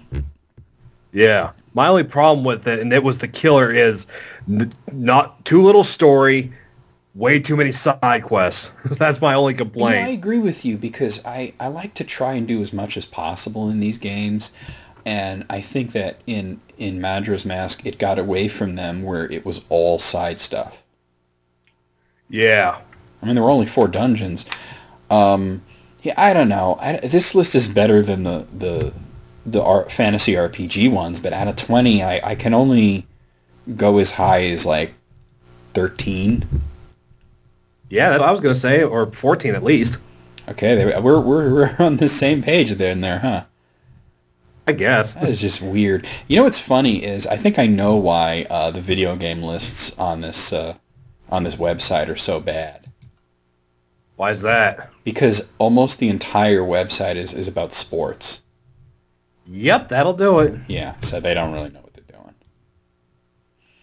Okay, so let's see. I have from Games Radar the 25 most successful movie franchises of all time. So this should be. Ooh, this should be. So what do you think? What do you think is the most, like, money-wise? What series has made the most money? The Marvel Cinematic Universe? I think that's a lock. I mean, the number one movie of all time, in terms of how much money it's made is, say that again? Oh, sorry. You cut up there. I didn't hear what you said. No, I was just adjusting. I hit my microphone. Oh, okay. The number one movie of all time in terms of money is it's Star Wars: The Force Awakens, but there's so many movies in the Marvel Cinematic Universe, and they all made a lot of money. But we got to think that it could also be the James Bond movies because there's a shitload of those too. About 50 of them, and they're still coming out. Well, there's like 25, but you're half right. Okay, well, number 25 is Madagascar. I have no idea that these made so much money. But we're at like 2.2 billion on Madagascar. Jeez. There's been 4 of them. That's impressive. I didn't know they were that big. Number 4 are the Superman movies at 2.3 billion. That's pretty good. That is very good considering that Superman 3 and 4 bombed and hardly made any money. Well, they did something right with the first 2 then, because those are, I could watch those any day of the week. I could watch the first Superman any day of the week, but the second one, it has to be the Richard Donner cut, otherwise I can't sit through it. Right. But 3 and 4 are just terrible. Number 23 is Iron Man. Now I wonder, so Iron Man made 2.4 billion, so I'm wondering, will the MCU be included on this as a whole? I think it's still possible. At least the, what's it called? At least the Avengers. Oh, yeah. Number 22 is the Dark Knight trilogy. That made 2.4 billion, a little bit more than Iron Man. I'm not reading out the whole numbers. 1.3 definitely came from the second one. Avatar is number 21. Avatar is only one movie. They are planning on making it into a franchise, but it did make $2.7 billion. Yeah, it says, in fact, I'm looking it up right now. James Cameron, once he's done with Terminator, will begin Avatar 2. Well, I hope it's better than the first one, because even though a lot of people went to see it, I thought it was really overrated. I liked it, but it wasn't like my favorite movie. It's a good movie, right? But it's nothing special though. Yeah, that's the thing. It wasn't anything special, and even though I enjoyed it and I had a fun time watching it, I didn't understand the hype. Maybe because it was in 3D. A lot of movies are in 3D. I thought Star Trek in 3D looked really good. And that did 2.7 billion. Number 20 is Mission Impossible. There have been, I think, 6 of them now, and they made 2.8 billion. So, and this is interesting because Mission Impossible was the first one was pretty good. The second one was good when you're 16, but you watch it now and it's a mess. The third one was merely okay, but then after that they got really good. Right. Ghost Protocol was the first one I saw where I was like, okay, this is legitimately really good. Number 19 is The Hobbit. The Hobbit made $2.9 billion. It's funny. That's pretty good. They took such a short book and managed to make 3 huge movies out of it. So here's the thing, though. I never saw the third Hobbit. I haven't seen any of them. Well, I saw the first one, and I loved it. I thought it was really good, and I was really excited. I saw the second one, and I thought it sucked. So out of that, you thought the third one might not live up to the hype, so you said screw it. I kind of lost interest after that, Number 18 is The Hunger Games. There were 4 of those, and they made $2.9 billion. Very good, very good. Number 17 is Ice Age. Now, I know these movies tank now, but they've made so many of them to the tune of $3.1 billion. I had to see The Land Before Time get on there. Well, I think a lot of those went straight to video, so I don't know if they would qualify. After the last 3 did. Yeah. Ice Age, I remember seeing the first Ice Age, and I thought it was really funny. And then I saw the second one, and I thought it sucked, so that was it.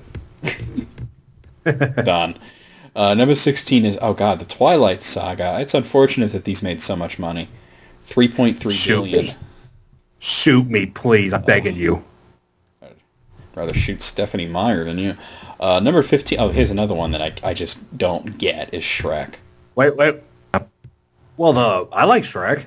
I don't get it. I really don't. I think because I actually had the books growing up. I maybe that has something to do with it. I saw the first Shrek and I was bored.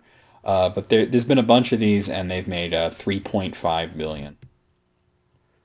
Right. That's impressive. Number 14 is Jurassic Park. That's no surprise there.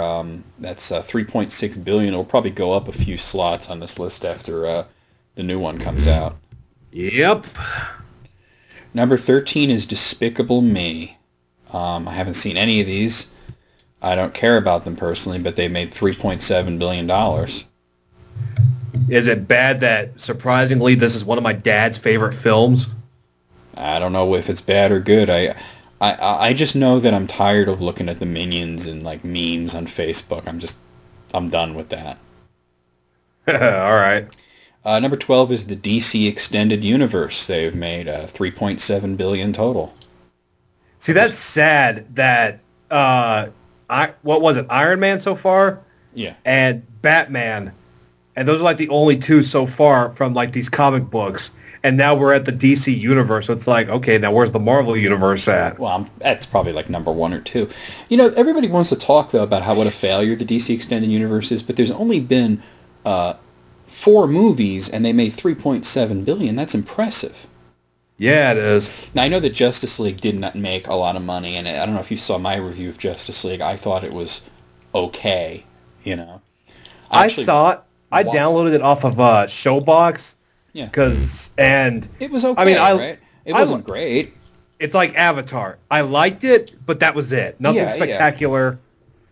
But I actually watched it yesterday for the second time. Me and my parents rented it off of In Demand, and I think it actually was better the second time. Maybe I just got to do that then. Yeah, I was surprised that I enjoyed it more the second time. It was just, maybe I just wasn't so uptight about everything. Number 11 is Transformers. I mean, these all make a shitload of money. 4.3 billion. That's a big jump from the last one. Oh yeah. I have only seen the first 3. I past that, I haven't seen anything. Mm-hmm.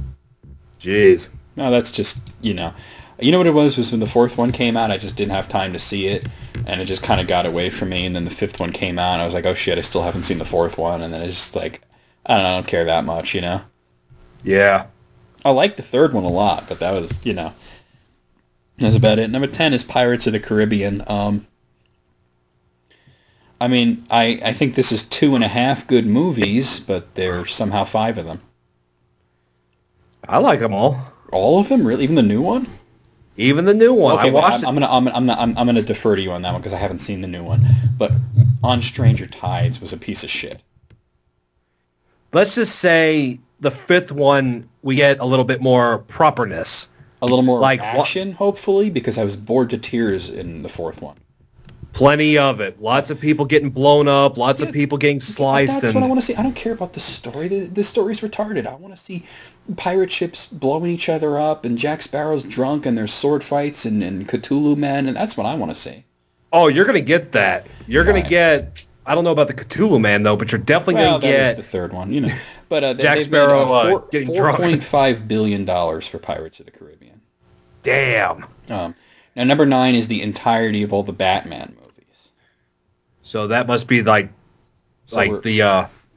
yeah. So the Tim Burton ones, the Joel Schumacher ones, the Dark Knight trilogy, and Batman versus Superman. So that's 4.5 billion.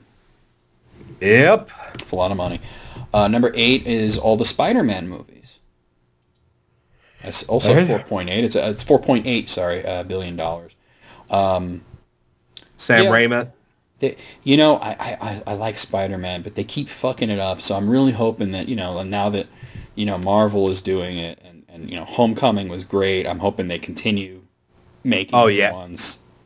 Oh yeah, I loved Homecoming. I was like, this is the Spider-Man movie we needed. We needed from the beginning, because to me, like, okay, the first Spider-Man I went to see, I loved it. It was great. It had its problems, but I was like, it was the first time you're seeing this kind of thing. Spider-Man 2, even better. The 3rd one sucked. What the hell happened? Well, all I can say is this. I was expecting Deadpool to appear in Homecoming and say, "Look, we've already rebooted the series twice. Well, we're not gonna go through the bullshit opening anymore. Just enjoy the movie." Though, because we've had this discussion, and I said, well, Marvel doesn't own Deadpool, but now they do. And they did a damn good job on it. No, they didn't. Fox made it, but now Disney bought Fox. Remember?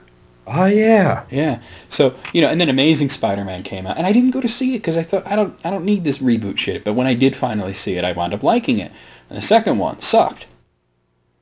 Yeah, that was the one I saw in theaters, and I didn't like it too much. Yeah. Well, it had. You know what bothered me about Amazing Spider-Man 2 was that there was the skeleton of a good movie in there. It's just they fucked it up too much. Right. Number 7 is X-Men. There have been a lot of these, and they all made pretty good money to the tune of $5 billion. Especially Logan. Holy shit. Well, Logan didn't make as much money as the others because it was rated R, but it was also one of the most successful R-rated movies of all time. I think it's 6.16 million. I think it's the third most successful R-rated movie. No, wait, I read that wrong. 616 million, and I think it's like number 4 or 5. Well, number 1 would be the Jesus movie, and then number 2 would probably be Deadpool. Deadpool, and then Matrix Reloaded, and then... I forgot that Matrix Reloaded was rated R, and there was no reason for it to be rated R. There wasn't. There was like 2 slips of fuck, and that was it. But no blood, nothing horribly violent. The closest thing was there was a scene where there was some women in wet T-shirts. What the hell? Revenge of the Nerds Part 2 had that, and it was PG-13. That was a different time. Gotta love the 80s. That's all I'm going to say. Time. I mean, number 6 is the Fast and the Furious. They just keep making these, and I have never seen a single one. But they've made $5.1 billion. They're pretty good, dude. Well, they're pretty good. Okay, maybe you could, because a lot of people tell me not to even bother with the first 3 to just go to number 4. Is that a real thing? No. Okay. If anything, avoid number 4. Oh, okay. Well, you know what? I do like the director, Justin Lin. And you could probably avoid number 3 too, because that was just, that was like the the one that had nothing to do with that, the rest of the series, right? Yeah. I don't know. Maybe I'll watch these one day. I'm kind of curious. Number 5 is the entirety of the Tolkien saga. Although they're only including the live-action ones and not including the cartoon ones, but that's $5.8 billion. Yeah. So that's the 3 Lord of the Rings and the 3 Hobbits. And I don't know if you heard this, but apparently Amazon is going to adapt the Silmarillion. Ooh. That could be one hell of a thing. I mean, yeah, all these I mean, that's got to be like a long-ass series. You can't do that as a movie. If you're going to do it, it would have to be like 10 movies.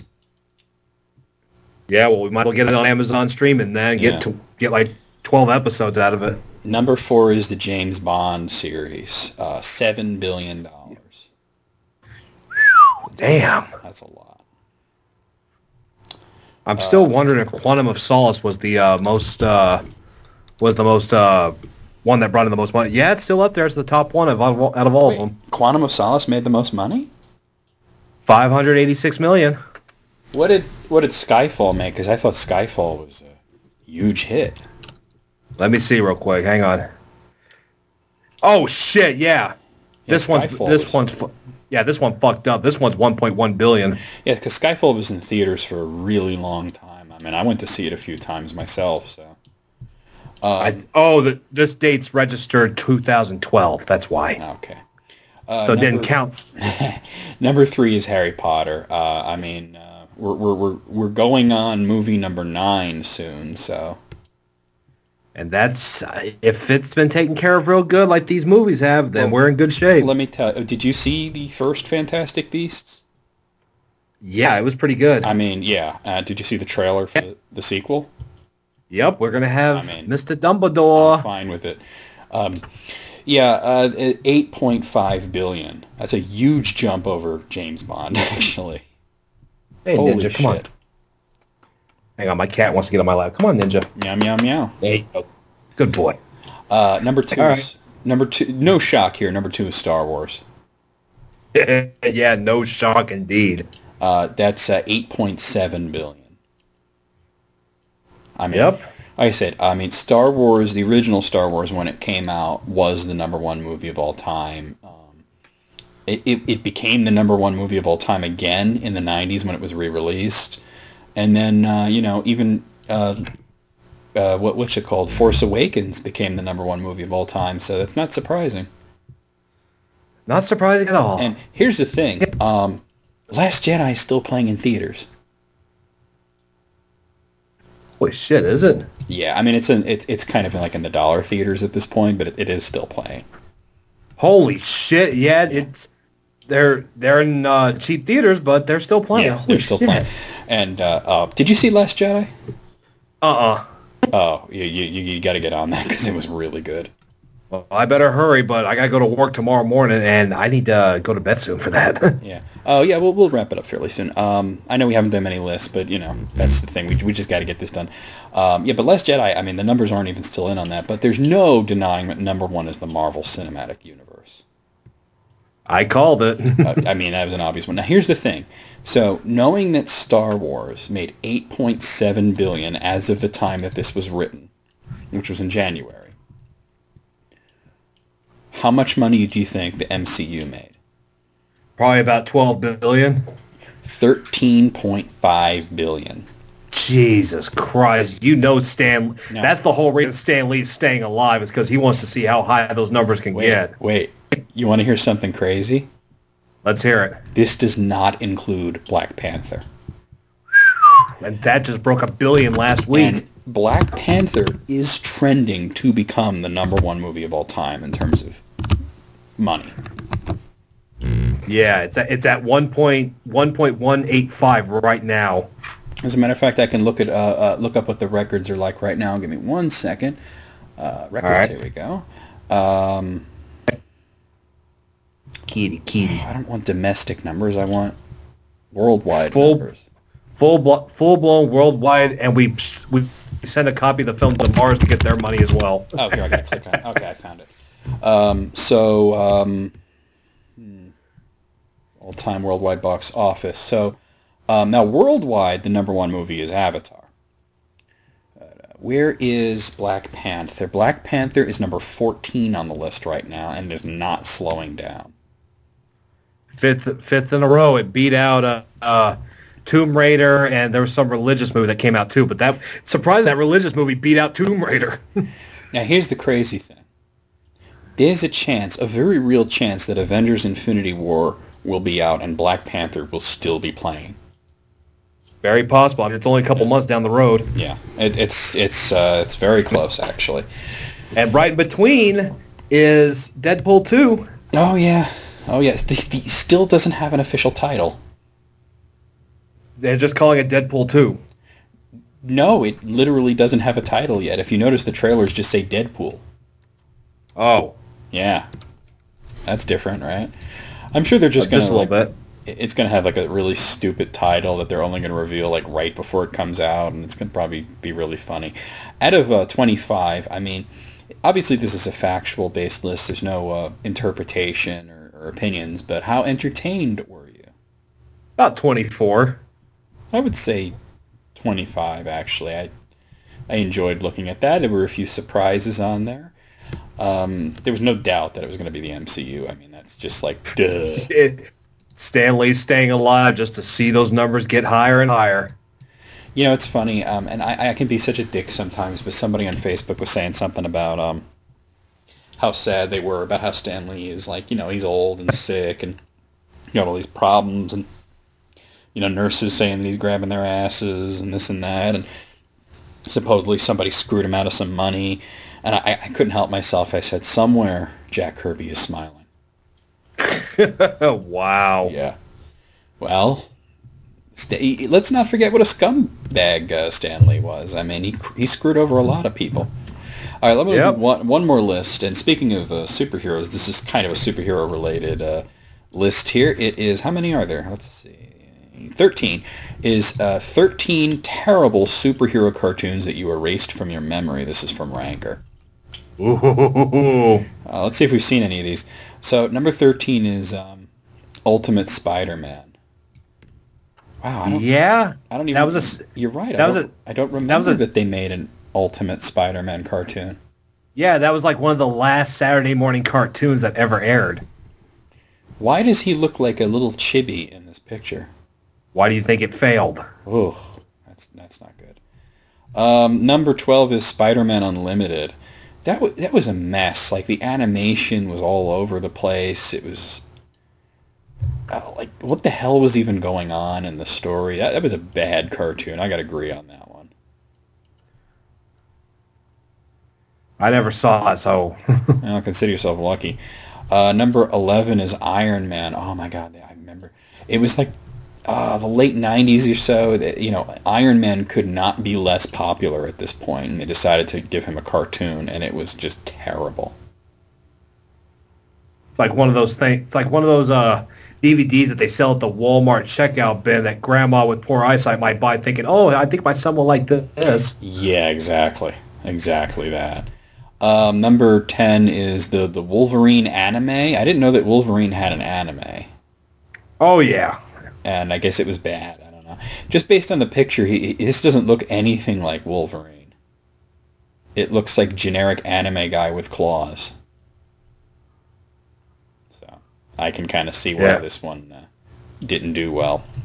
Number 9 is Hulk and the Agents of Smash. Now, the Hulk is probably my favorite Marvel character. I really wanted to like this, but it wasn't good.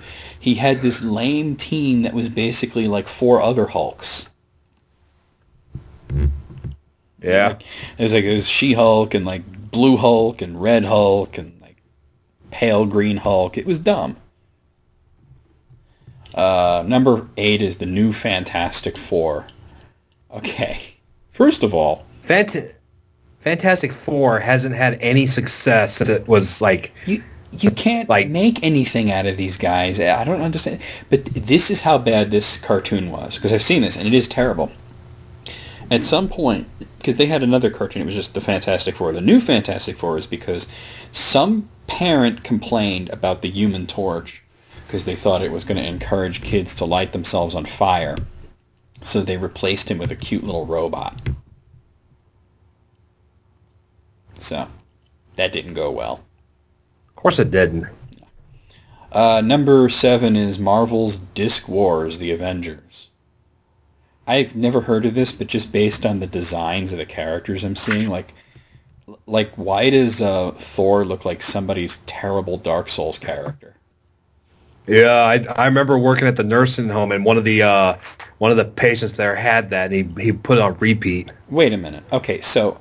I'm looking at this, and I'm going to send you this picture, because I want to see if you're seeing the same thing that I'm seeing here, because I'm just, like, a little perplexed by this. I'm going to send you the picture here. Now, what I'm seeing is I see a bunch of familiar characters. I see Spider-Man and Hulk and Captain America and Iron Man and Thor, and I think that's the Wasp there in the background. And then at the bottom, it is like a bunch of characters that look like they're from Pokemon. Could be a Power Rangers ripoff or something like that, except it was Marvel characters. No, dude, look at the kid in the front. Doesn't it look like Ash? Yeah. He even looks like he's holding a fucking Pokeball. Maybe that is a Pokeball. Oh my. Maybe that's the disc thing because it's Disc Wars. Yeah. Oh my god, I'm just reading this. A young man could summon the heroes for limited periods of time to help save the day. It is fucking Pokemon. Jesus. They turned the Marvel heroes into pocket monsters. This is depressing hearing this. This really is. Oh god, it's only number 7. Okay, number 6 is Pride of the X-Men. Well, that was so bad they couldn't get more than one episode done. Didn't they air it and it only had maybe a 0.1 rating or something like that? Well, I don't think it was aired, but I know that it got out there somehow. Just an example of one thing they got wrong was that Wolverine was Australian. Wow. I mean, it's not hard to remember. Wolverine, Canada. Very easy. Yeah. He doesn't need any kind of accent. Number 5 is Swamp Thing. I legit forgot that there was a Swamp Thing cartoon. Jeez. I remember the Swamp Thing, the live action show, but I don't remember there really being a cartoon. So it doesn't look very good. Number 4 is The Avengers United They Stand. Imagine watching a cartoon of the Avengers with none of the familiar characters that you're thinking of. Jeez. Yeah, didn't go well. I mean, there was no Captain America, no Iron Man, no Thor, and no Hulk. Yeah. So I'm dead silent. Yeah. Number 3 is Beware of the Batman. I saw one episode of Beware of the Batman, and that's all I need to see. Like, I didn't even understand the art style in it. I don't either. Number 2 is Teen Titans Go. I've seen this. It's clearly aimed at really little kids, so I can't talk too much shit about it. Right. But I think the main reason, and I think you'll agree with me on this, the main reason that most people hate Teen Titans Go is because this definitely doesn't belong on the list. It's not a cartoon that people forgot about. I think it's still on the air. It is. It's still on the air, yeah. So Teen Titans Go, I think because they canceled Teen Titans for a very dumb reason, and then they put this on, which was like a really crappy version of it that was aimed at little kids instead of, being aimed at teenagers and adults. And by the way, do you know why Teen Titans got canceled? Because it sucked? No, the original Teen Titans did not suck. Oh, it was a great show. It got canceled because they felt that they found out that a lot of girls were watching it, and they felt that girls don't buy action figures. So, what the fuck? Yeah, that's a very cynical thing, isn't it? Pretty much. Number 1, I've never heard of this. I don't ever want to say Fred and Barney Meet the Thing, like a crossover between the Thing from the Fantastic Four and the Flintstones. Right, hang on one second. Somebody said I got a caller. Well, we're about to end it here, so you could... All right, sure. Fred and Barney Meet the Thing. Jesus. Yeah, because I'm a big fan of the Flintstones too. According to this, they didn't get anything right about the Thing. He was a young boy in possession of a magical ring who could transform into the Thing by saying the catchphrase "Thing ring, do your thing." What the fuck? Well, it's like Great Gizmo or whatever. I got to say that even though he's still alive, somehow Stanley's rolling over in his grave. Somewhere like that. Yeah, and Jack Kirby's giving the bird. Because I believe Jack Kirby created the Thing. Out of 13, I don't. Like I said, I think that Teen Titans Go is a little bit of sour grapes because it's still going and nobody forgot about it. I think they're just pissed that the first show got canceled. But the rest of these were all either really lame or they just seem really lame. I'm gonna take your word for it on that Ultimate Spider-Man. I'll give it a 12. I'll say 12 as well. All right, so we're going to call it a day here, guys. I hope you enjoyed List Critics Return, and I will try to get a List Critics 2 out before the end of the month. Just got to talk to Jesse. Got anything to say after all these months and finally returning, Peyton? Sounds pretty good to me. Word. All right. Peace out. Later. Motherfuckers. Hello. Ring, ring, ring. What are you wearing? A diaper? Is it dirty? Maybe. I've soaked through my Depends. I'm massaging my breasts. I gotta stop watching Brickleberry. Well, I was doing Blue Iris, but all right. So here, I'm just going to start talking here. So actually, that wasn't the end of the episode, because just after we stopped, Peyton had to make a phone call, which turned out to be no big deal, just a fast food order, which, hey, you're going to get some food. But we forgot that Peyton actually had a list that he wanted to do and have me react to, and I thought that could be fun. And we forgot about it until he hung up, so we decided, hey, let's just splice this in at the end. And so what's this list, Matt? Plus, let's face facts, man. We always got to leave list critics on a high note. If we leave on a depressed note, everybody's going to be pissed. You're going to get thumb downs, and somebody's going to say, Payne's a fat piece of shit. He has nothing to it. Shut the fuck up and just shut the whole thing down. No. We're not going to do that. I don't think that would happen. I think that's an over-exaggeration, but you know what anyway. You know what I mean. We can't leave. We can't leave on a negative note. So, next month, Howard Stern is celebrating 38 years on the air. It's amazing that he's still going, especially since the show is so bad right now. It's basically like The Simpsons right now. It's either going to be... See, I think The Simpsons is still good. it may not be in that golden era anymore, but at least as entertaining. Howard Stern has become the one thing that he hated. He's sold out and everything. And I blame Marcy Turk. But that aside, it's interesting because I remember, do you remember the epic prank they pulled on Sal when they were going to, they told him that Howard was retiring and that was their last day? Yeah, and then he cries to Gary the retard or whatever.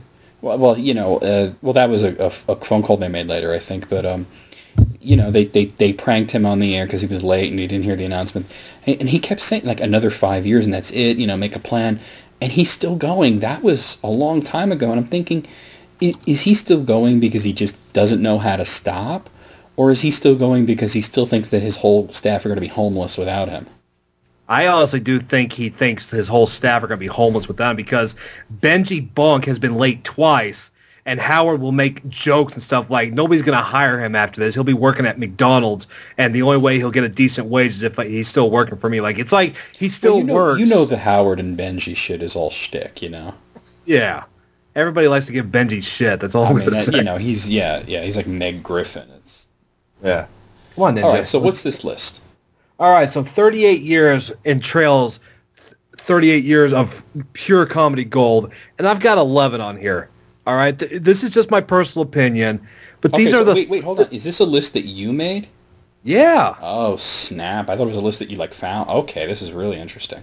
So, Sternthology has got all 38 years of documented, recorded radio sessions that Howard's done, whether they're 10 minutes long, over an hour long, staff show interviews, celebrity interviews, rock concerts, you name it. He's got a record of it, basically. Cookie Puss? Pretty much. Okay, come on, but tell me what the list is. This is the third time I'm asking you, still haven't told me what the list is. All right, well, it's 11. It's 11, basically, so we're starting at number 11. It's 11 it's funny, what? It's 11 funniest moments that made me almost wreck my truck while listening to it going down the road. That's what I was looking. So 11 funniest moments on the Stern Show. That made me almost wreck my truck listening to it. Okay. All right, let's hear it. Number 11, and it's surprising you brought up Sal because it's Sal gets pranked by Maury Povich. So Maury Povich is the guest for the day, and everybody got a DNA test courtesy of the Maury Povich Show and their DNA testing center. Well, they decided to play a prank on Sal Governelli, or Sal the stockbroker, who is extremely anti-Middle Eastern. Like, everybody thinks he's Middle Eastern, or he's a jihad, or Arabian, or something like that. Circles under his eyes. And... Yeah, pretty much. Yeah. Well, they decided to play a prank on him and say his DNA test says he's Middle Eastern. And he starts flipping the hell out. Like, he's crying, he's sobbing, he's afraid his kids are going to find out. And the whole time, Howard and everyone... a douche. Yeah, the whole time, Howard and them was like, it's all right. I mean, Middle Eastern people are just as good as everyone else. Yeah, there's a few bad apples, but everyone's got a few bad apples. It's like, you got to stop being completely white if you want to stop being racist. Or something like that. And he's freaking out to the point where he's like, all right, that's it. I'm going to tell my kids that I quit the Stern Show and all this stuff. And then finally Howard breaks to him and says, Maury, tell him the truth. Maury looks right at him and says, it was a bit, asshole. He really is an ass. I love Sal, that he's an ass. I almost wrecked my truck listening to that. I've never heard that one. I'm going to have to look it up. Okay, so number 10? Jeff the Drunk gets saved from a carbuncle. So this is one of the few times when it gets serious, but it was funny at the same time because Jeff is such an asshole. So he comes into the Stern Show. It's his birthday. He's gonna play. He's gonna hit a piñata that's got beer in it. He's gonna do it in a bikini. Well, when he puts the bikini on, Howard and Robin both notice this gigantic red spot on his ass. Oh my God! And so they were so concerned that they got a dermatologist on the air to check him out, and they find out that it's a carbuncle. It's a boil. So the dermatologist escorts him to a hospital, and they drain it. And the whole time, Jeff is scared of going home. Like, of course, I'm laughing because of how he's talking, but for a serious moment, the whole Stern Show was like, dude, he needs to stay in that hospital. If he goes home, he's going to die. Okay. So So luckily, that he was able to stay there and get the treatment he needed, and then he was sent home. And the next day, he says, "You're an asshole for sending me to the hospital," or something like that. He said it in that slurred voice of his. Yeah, fucking asshole. Yeah, pretty much. All right, number 9. I think you know all about this one because you're the one that told me about it. Hollyweird Squares with Daniel Carver in the center square. Oh my God! And Gilbert Godfrey egging him on to say like, every what's worse, the Jews or the black people? And he kept making him compare, and he always say the Jews are the worst. And my favorite moment, he goes, "What's worse, Jews or child molesters?" And Daniel Carver had to think about it for a moment. Yeah, he's like, "Oh shit, I never had to imagine pedophiles. I'd put him right there with the Jews." No, but then he did say, "But you know what? No, Jews are the devil. The Jews are worse." Yeah, pretty much. So I guess there was that one instance where he may have shown just a tiny little bit of humanity, and he's like, "Nope, Jews." So of course I'm laughing at that, which is, I know I should be. Humanity. And the funniest thing that made me almost wreck my truck during this segment, the God Hates Fags who was in the left square was making some comment about Jeff the drunk, saying, "You're an abhor of the world." And Jeff, in his drunken stupor, says, "You're the whore of the world, bitch." Yes. Yeah, I think what they were trying to say, because they were I think they were drunk or something, was "you're abhorred of the world," which doesn't even really make any kind of sense. Biblical talk. Well, the daughter that was there has since left the church and denounced the whole thing, so... Fuck Christ on that one. Yeah, I know. At least some of them are coming to their senses. All right. Number 8, and I know this is kind of modern, but I think you're going to laugh at it. The 2015-2016 presidential skits that Howard was doing. They involved a skit between Yucko the Clown versus a Hillary Clinton impersonator where they talk on the phone. They're just cussing each other out. "Hey, Hillary, your tits are so saggy, they're sagging more than Trump's ratings. Honk, honk. Yucko got divorced. Did your wife ask her nothing?" Yucko can be either so funny that, you laugh your ass off, or so unfunny that it's funny. Yeah.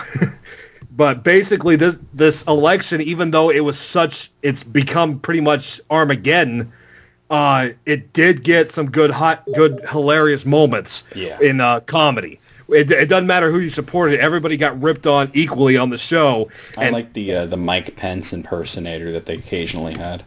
Yeah, and there was also professional Trump and Bernie impersonators, and they came on the show, and they had like a mock debate, and Trump's like, "Yeah, I said that you could sleep with my daughter, Howard." And Bernie's like, "I'm going to have a Netflix password for all our grandmothers and grandparents and uncles and aunts, and we won't have to bug anyone ever again for our Netflix passwords." Okay, let's move it along. Number 7, another recent one, Special People's Court. So, High Pitch Eric makes death threats all the time. Well, he did it in public on Twitter to Fred the Elephant Boy, and the Elephant Boy decided to press charges. Well, due to Eric's IQ, the charges were dropped. And Howard said, "Nope, you guys are coming in here, we're going to have a courtroom right in here. And if Eric is found guilty of threatening Elephant Boy of credible threats, then he's going to get punished by Judge Wendy the Slow Adult." Why would anybody threaten Fred the Elephant Boy? I don't know, but Eric did because he's stupid. But he's a piece of shit, man. I tell you, I like him as a character, but he's not a good person. No way. So he's found guilty in the very end, and he's got one of two choices. Give up his flat Ronnie, which he had to lose, I think it was 15 pounds to get it, and be under 400 pounds. Or he had to go to Special People Court's gas chamber, where Will the Farter was waiting for him to fart in his face for 10 minutes straight. What does the guy choose? The fart chamber, of course. Yeah, because he wants that flat Ronnie. But Judge Wendy, the slow adult, or retard if you're oldie, says, "Nope, we're doing both of them. You're losing your flat Ronnie, and you got to go to the gas chamber." Maybe she's not. Maybe she's not as dumb as we thought. I guess not. But basically, it's 10 minutes of straight farting in Eric's face, and it gets so bad that his voice deepens. By the way, can I just say that Wendy the Slow Adult is a terrible name? They gave Gary a cool name. Why couldn't she get a cool name? Gary the Conqueror is great. Yeah, but I almost died laughing listening to all the farts and Eric's voice deep, like, smells like the fucking Bronx Zoo. Oh, they should God. call her, and let's see if you get this reference, they should call her Wendy the Tomato. Oh, yeah, I get it. Yeah. All right, let's move it along. Number 6. Hank the Angry Drunken Dwarf is a wizard at rock and roll trivia. Now, most whack packers aren't exactly the brightest of the bunch. In fact, many of them are kind of, shall you say, belong in special facilities that can cater to their everyday needs. Well, every now and then, they show some sort of brightness, such as High-Pitch Eric being a good scammer, or in this case, Hank being an expert at rock and roll trivia. I mean, he could have gone on Rock and Roll Jeopardy and wiped the floor. Did they ever have him and Gary go against each other? Because Gary is really good at that, too. Gary Delabonte? Yeah. They went at it. It was Gary Delabonte, Mark McGrath of what was that? Sugar Ray, and John the Stutter, who beat the crap out of Fred in that game. He wiped the floor with all three of them. I was thoroughly impressed. And, he's hurling insults at the same time. He's like, not my fault. That's where I say it wasn't my fault. Okay. All right, let's move it along. So, next one. Number 5. High-Pitch Eric is afraid of fish. Oh, and they came at him with the fish. And so, High-Pitch Eric I actually thought that, because I saw that on Howard TV, I actually thought it was kind of mean. Yeah, it was. But so the story behind this is High-Pitch Eric wants to win an Xbox. So he has to spin a wheel, and whatever the wheel lands on is what he has to do. Well, as they were bringing in what he would have to do, they brought him fish, and he jumped. Well, and it was KC, I think, was like shoving it in his face. Yeah. Come on, kiss me, you big faggot. Come on, I'm just a perch. I want to be your friend. Come on, eat me, kiss me. And I'm just sitting there laughing. I almost wrecked my truck like twice listening. I had to pull over. I gotta agree that the audio was hilarious, but when you watch it on Howard TV, it was like I felt bad for the guy, and I don't even like High-Pitch Eric, but I felt bad for him. Yeah. So Casey was really jamming that fish right in his face. Yeah, they poor guy. That's all. I mean, he looked like he was pissing himself. He may have. I don't know. But that would improve the smell, probably. All right. So number 4, Fred the Elephant Boy shits himself before an event with Gary Delabonte. Ooh, yeah. So the story behind this is Fred the Elephant Boy is supposed to meet Gary Delabonte at a car place for a meet and greet. Well, on the subway ride there, he shits himself. And instead of turning around, going home, getting fixed up, which it would have cost him maybe an hour, but the event was going to be for like 4 hours, so what's an hour lost? Yeah. But instead, as soon as he gets off the subway, he goes to the bathroom and tries his best to clean himself off, which he does a terrible job at. And he goes to the event, and Gary mentions this horrible smell, and then he realizes it's Fred. So he asks him, Fred, did you shit yourself? He's like, yes, I shit myself. Not a bad impression either. And the thing is, he was still trying to wipe himself clean and was wiping his hands on the tarp of the cars. And oh my God, it was hilarious. Let's move along because that's gross. Moving along. Number 3, Howard Stern saves a guy from killing himself. Now this wasn't a funny moment, but it was definitely one of the greatest show moments out there. Yeah. I remember that the guy was on the ledge on I think it was the Brooklyn Bridge. Yeah, but Howard was still naked. And Howard kept him talking, and they got some police there, and they got him the help that he needed. Yeah, and Howard had a ridiculous press conference and yelled at Penny Crone. It was great.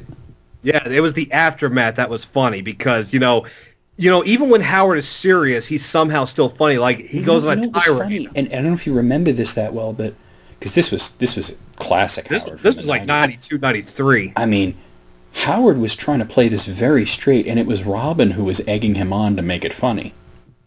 Yeah, I'm going to be honest. Robin adds literally nothing to it.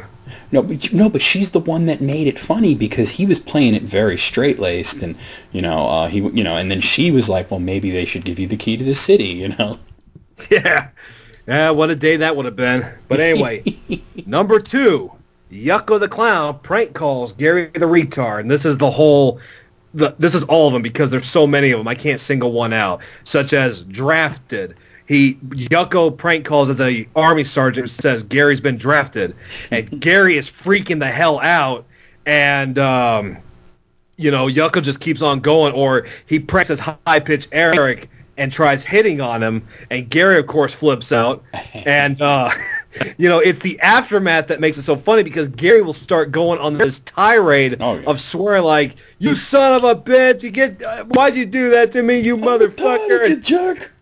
And Yucko was just sitting there laughing his ass off the whole time. If you're gonna include Gary the retard or Gary the Conqueror, as he's now called, getting pranked, I mean, what about when they convinced him that the flu was on the phone with him? Yeah, I was actually about to add that too. That was like one of the calls where without Yucko, Sal, yeah, they got him good. Shoo, retarded flu. And there's also the breathing prank with them where Rich will just breathe into it and Gary will start flipping out. Okay, let's move along here. And the final one, I know you were waiting for this one. Everything Eric the Midget / Acker. Oh, everything. Every single skit he was a part of, every bit, I would pull over and start, I was crying, laughing. 0 points. I really thought that this kid did not understand what the Howard Stern show was. He had no sense of humor, and that's what made him so funny.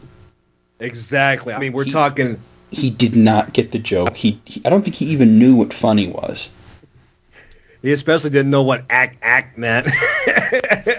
I love when he said, "I have never said ack, and then they got the clip of him saying ack there. and they drove crazy with it. Yeah, so, I mean, there's so many of them, especially, out of all of them, you know what to do. Oh, my God. Like, he literally was trying to get someone killed. What to do. You know what to do. He literally tried getting somebody axed on the air, and luckily they talked him out of it. But it was Johnny just, Fratto immediately ratted on him. I mean,